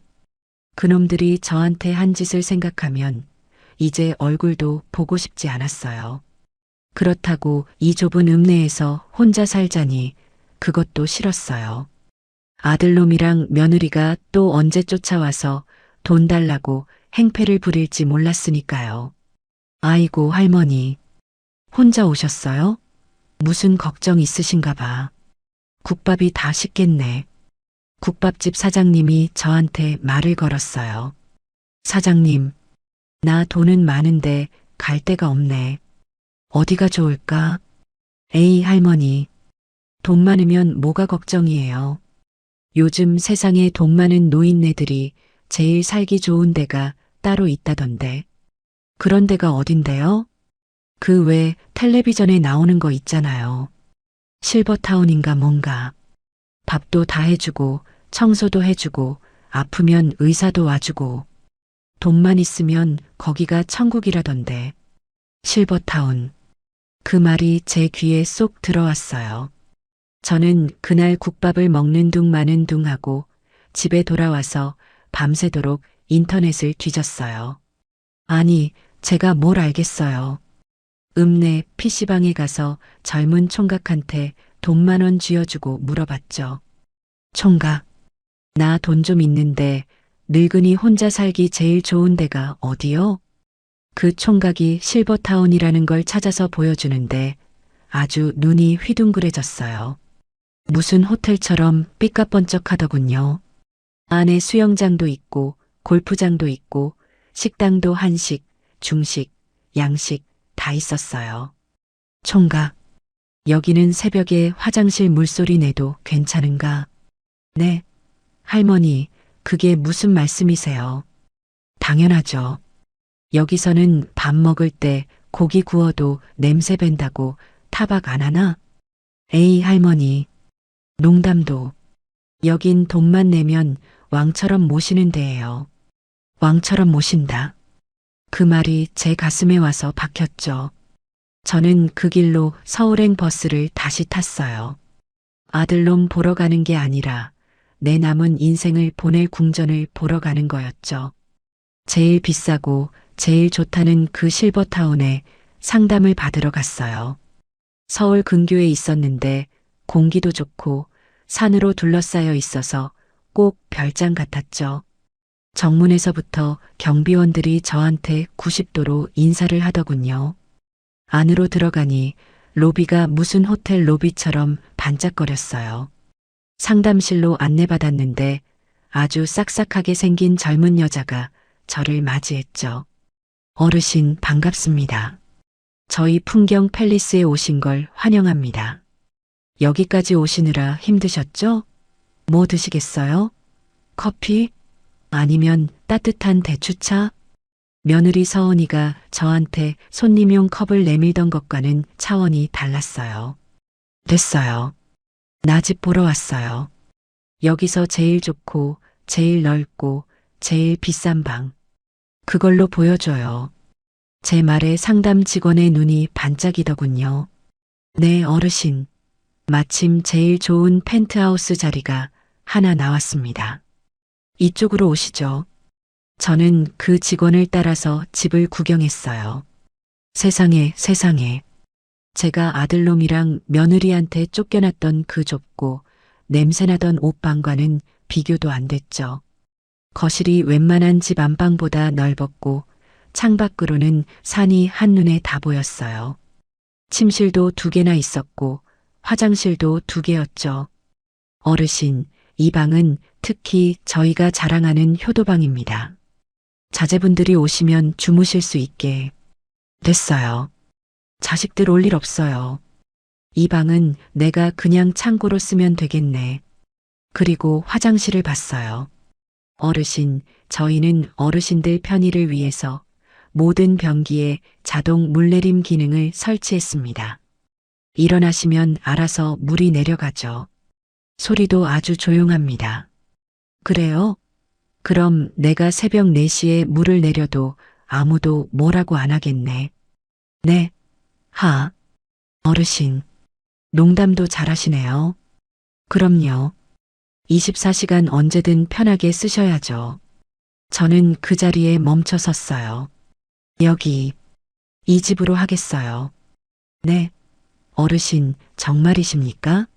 여기가 보증금이랑 월세가 좀. 그게 얼마인데요?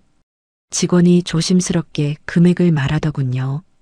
제가 읍내에 가지고 있던 상가 건물 한 채 값이었어요. 지금 당장 계약하죠. 보증금이랑 월세 10년치 한꺼번에 낼게요. 현금으로. 네. 10년치를요? 직원이 너무 놀라서 입을 다물지 못했어요. 저는 그날 제 남은 인생을 보낼 궁전을 계약했어요. 보증금과 10년치 월세를 한꺼번에 제 통장에서 바로 이체해버렸죠. 계약서를 쓰는데 손이 하나도 떨리지 않았어요. 오히려 평생 이렇게 속 시원하게 돈을 써본 적이 있었나 싶었죠. 어르신, 입주는 다음 주부터 바로 가능하십니다. 저희가 짐도 다 옮겨드리고. 됐어요. 나 짐 없어요. 그냥 이 몸뚱이 하나만 들어가면 돼요. 저는 그 삐까번쩍한 실버타운을 나오는데 정말 세상을 다 가진 기분이었어요. 하지만 아직 할 일이 남아 있었죠. 저한테는 여전히 돈이 너무 많이 남아 있었거든요. 이 돈을 다 싸들고 저 세상에 갈 수도 없는 노릇이었고요. 저는 며칠 뒤 제 고향 집에, 아니, 이제는 남의 집이 된 그 집터 근처에 있는 초등학교를 찾아갔어요. 제가 어릴 때 다녔던 아주 작고 낡은 학교였죠. 교장실 문을 두드리고 들어갔어요. 누구신지? 나 이 학교 23회 졸업생 이순혜예요. 저는 교장 선생님 앞에 은행에서 끊어온 수표 한 장을 내밀었어요. 교장 선생님, 내가 이 학교에 장학금 좀 내고 싶은데. 교장 선생님이 수표에 찍힌 0의 개수를 보고 의자에서 벌떡 일어나더군요. 어르신, 이게 지금 이게 시끄러워요. 그냥 받아요. 대신 조건이 있어요. 네, 말씀만 하십시오. 이걸로 이순의 장학금이라는 걸 하나 만들어요. 그리고 이 장학금은 공부 잘하는 애들 주는 거 아니에요. 네, 그럼 나처럼 밥 굶고 돈 없어서 학교 못 다닐 것 같은 애들, 부모 복지지리도 없어서 자기 힘으로 커야 하는 애들. 그런 애들한테만 줘요. 그리고 절대 내 자식 김성호나 며느리 이서은한테는 이 사실을 알리면 안 돼요. 어르신 정말. 교장 선생님이 제 손을 잡고 울더군요. 저는 그날 제 평생 모은 재산의 절반을 그렇게 이름도 모를 내 고향 후배들을 위해 내놓았어요. 아들놈한테 1억 뜯길 때는 그렇게 아깝고 속이 쓰렸는데 이 돈은 하나도 아깝지가 않았어요. 오히려 제 인생에서 제일 잘한 일 같았죠. 제가 그 풍경 팰리스라는 실버타운에 입주하고 이순의 장학금까지 만들어서 마음의 짐을 다 털어낸 게 벌써 서너 달이 지났어요. 그동안 저는 제 인생에서 가장 호화롭고 편안한 날들을 보냈죠. 아침이면 깨끗한 시트에서 일어나 창밖으로 해 뜨는 걸 구경해요. 아침밥이요? 제가 할 필요가 없죠. 식당에 내려가면 영양사들이 머리를 싸매고 만든 따뜻하고 맛있는 밥상이 차려져 있었어요. 고기를 구워 먹든 생선을 쪄 먹든 아무도 저한테 냄새 밴다고 타박하는 사람이 없었죠. 낮에는 수영장에서 물속을 걷기도 하고 물리치료실에 가서 아팠던 무릎 치료도 꼬박꼬박 받았어요. 그 5년 동안 아들놈 전세금 대주느라 참았던 그 통증이 이제야 조금씩 가라앉는 것 같았죠. 저녁에는 로비에 앉아 저랑 비슷한 처지에 돈은 많지만 자식들한테 상처받은 늙은이 친구들이랑 차를 마셨어요. 순애 씨는 무슨 일로 여기 들어왔어? 말도 마요. 아들놈이 새벽 4시에 화장실 물소리 냈다고 쫓아내서. 아이고, 그런 놈이 다 있어? 나는 며느리가 내 밥상에만 멸치 반찬 올려놓길래 홧김에 집 팔고 여기 왔잖아. 우리는 그렇게 서로의 상처를 보듬어주며 깔깔대고 웃었어요. 아들놈이요? 며느리요? 그 뒤로 어떻게 됐는지 저는 전혀 몰라요. 알 필요도 없었죠. 제 핸드폰 번호는 진작에 바꿨고 실버타운 경비실에는 제 아들 김성호와 며느리 이서은의 사진까지 인쇄해서 주면서 절대 출입 금지라고 신신당부를 해놨거든요. 아마 그놈들은 제가 상가랑 땅 판 돈 들고 어디로 사라졌는지 미친 듯이 저를 찾아다녔겠죠.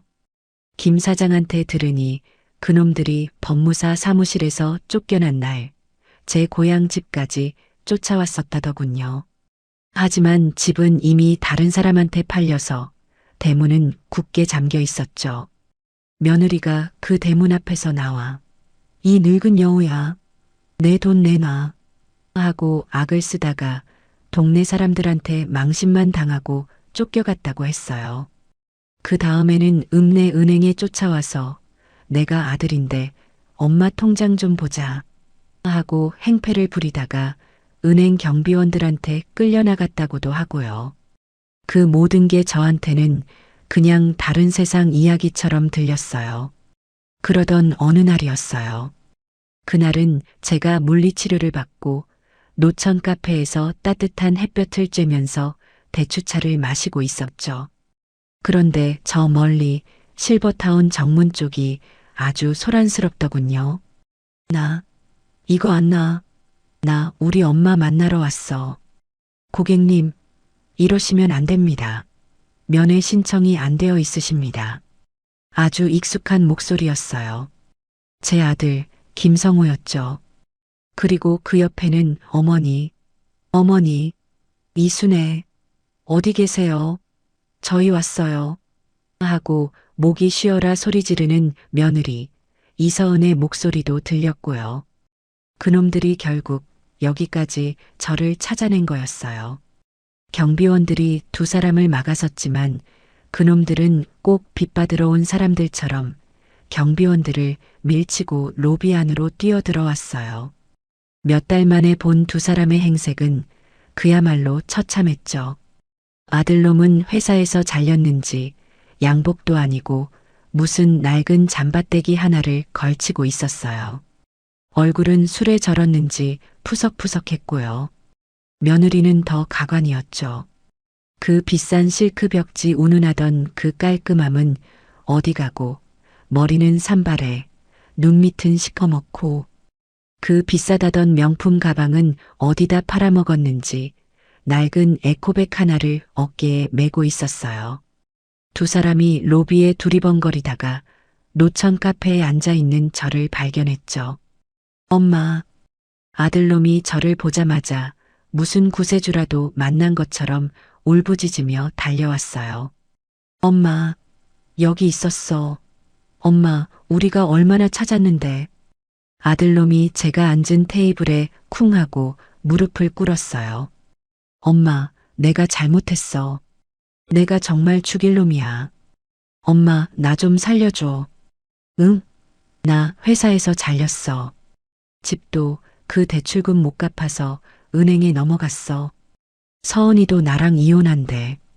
엄마, 나 길거리에 나앉게 생겼어. 나 아들이잖아.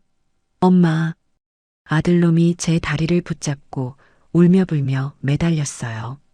그때 며느리 서은이가 뒤따라 달려왔죠. 그런데 며느리는 아들놈을 밀쳐내더군요. 비켜.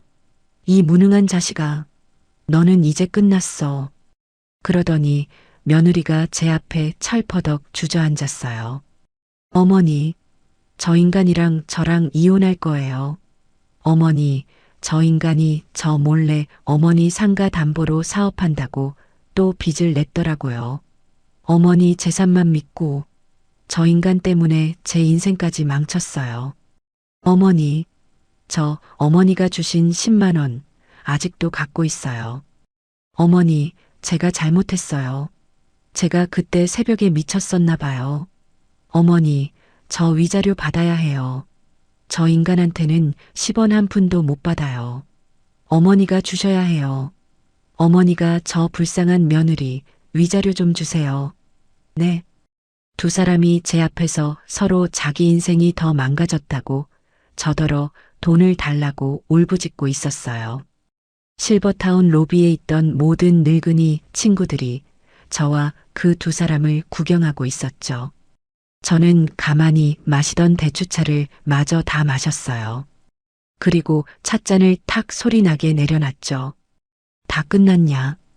제 말에 두 사람이 울음을 뚝 그치고 저를 쳐다봤어요. 너희 쇼는 다 끝났냐는 말이다. 엄마, 쇼라니. 어머니, 위자료. 저는 자리에서 천천히 일어났어요. 그리고 며느리를 똑바로 쳐다봤죠. 서은아, 너는 나한테 새벽 4시 물소리도 못 내게 했지. 이 집은 24시간 언제든 물을 내려도 아무도 뭐라 안 해. 오히려 간호사님들이 물 많이 마시고 화장실 자주 가라고 나를 챙겨주더구나. 어머니, 그게. 그리고 너, 성우야. 저는 아들놈을 내려다봤어요. 너는 너의 그 잘난 아파트 대출금 때문에 이 어미를 터미널에 내다버렸지. 나는 이 궁정 같은 집에 대출 10원 한 푼 없이 내 돈으로 10년치 월세를 한꺼번에 내고 들어왔다. 엄마, 그 돈이 다 어디서 났어? 그거 다 우리 돈이잖아. 아들놈이 그제야 본색을 드러냈어요. 우리 돈? 퇴. 더러운 놈. 너는 아직도 그게 너희 돈인 줄 아는구나. 저는 로비에 있던 경비원들을 향해 손짓했어요. 여기요. 경비실장님. 경비실장님이 저한테 달려왔죠. 네, 이순애 어르신. 무슨 일이십니까? 내가 저번에 사진까지 주면서 절대 출입 금지시켜달라고 한 사람들. 기억하죠? 네. 아, 저분들. 그래요. 저 사람들이에요. 내가 모르는 사람들이 나한테 와서 자꾸 돈을 달라고 행패를 부리네요. 저 사람들, 저랑 아무 상관없는 사람들이에요. 엄마, 그게 무슨 말이야? 내가 아들인데. 내가 김성호야. 어머니, 이 늙은 여우야.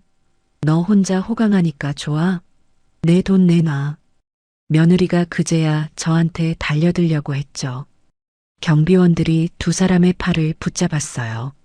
나, 이거 안 나. 엄마, 엄마, 이거 나. 경찰에 신고할 거야. 노인네가 재산 빼돌렸다고. 두 사람은 짐승처럼 울부짖으며 경비원들한테 끌려나갔어요. 로비에 있던 늙은이 친구들이 그 모습을 보며 혀를 쯧쯧 차더군요. 아이고, 순애 씨. 고생 많았네. 저런 것들이 자식이라고. 그러게 말이야. 아주 싹수가 노랗다 못해 썩어 문드러졌네. 저는 아무 말도 하지 않았어요. 그저 두 사람이 질질 끌려나간 그 유리문을 한참 동안 바라봤죠. 그래, 이제 정말 다 끝났다. 저는 그 소란에도 불구하고 아주 깨끗하게 닦인 유리창 너머로 보이는 파란 가을 하늘을 봤어요. 제 남은 인생도 저 하늘처럼 저렇게 맑고 깨끗하기를 바랐죠. 저는 뒤도 돌아보지 않고 제 방으로 향했어요. 저녁에는 친구들이랑 제일 비싼 스테이크를 썰기로 약속했거든요. 제가 한 일이 정말 잘한 일이 맞죠? 자고로 피는 물보다 진하다고들 하는데 저는 그 물보다 못한 피부치 인연을 제 손으로 끊어낸 거잖아요. 여러분이라면, 만약 여러분이 저였다면 이런 상황에서 어떻게 하셨을 것 같아요? 저한테는 새벽 4시에 그 물소리 한번 참으라고 하더니 자기들 인생은 저한테 통째로 맡기려던 그 뻔뻔한 낯짝들을. 여러분도 저처럼 속 시원하다고 생각하시는지 여러분의 귀한 의견을 꼭 좀 들려주세요. 저한테는 그 한마디 한마디가 정말 큰 힘이 될 것 같거든요.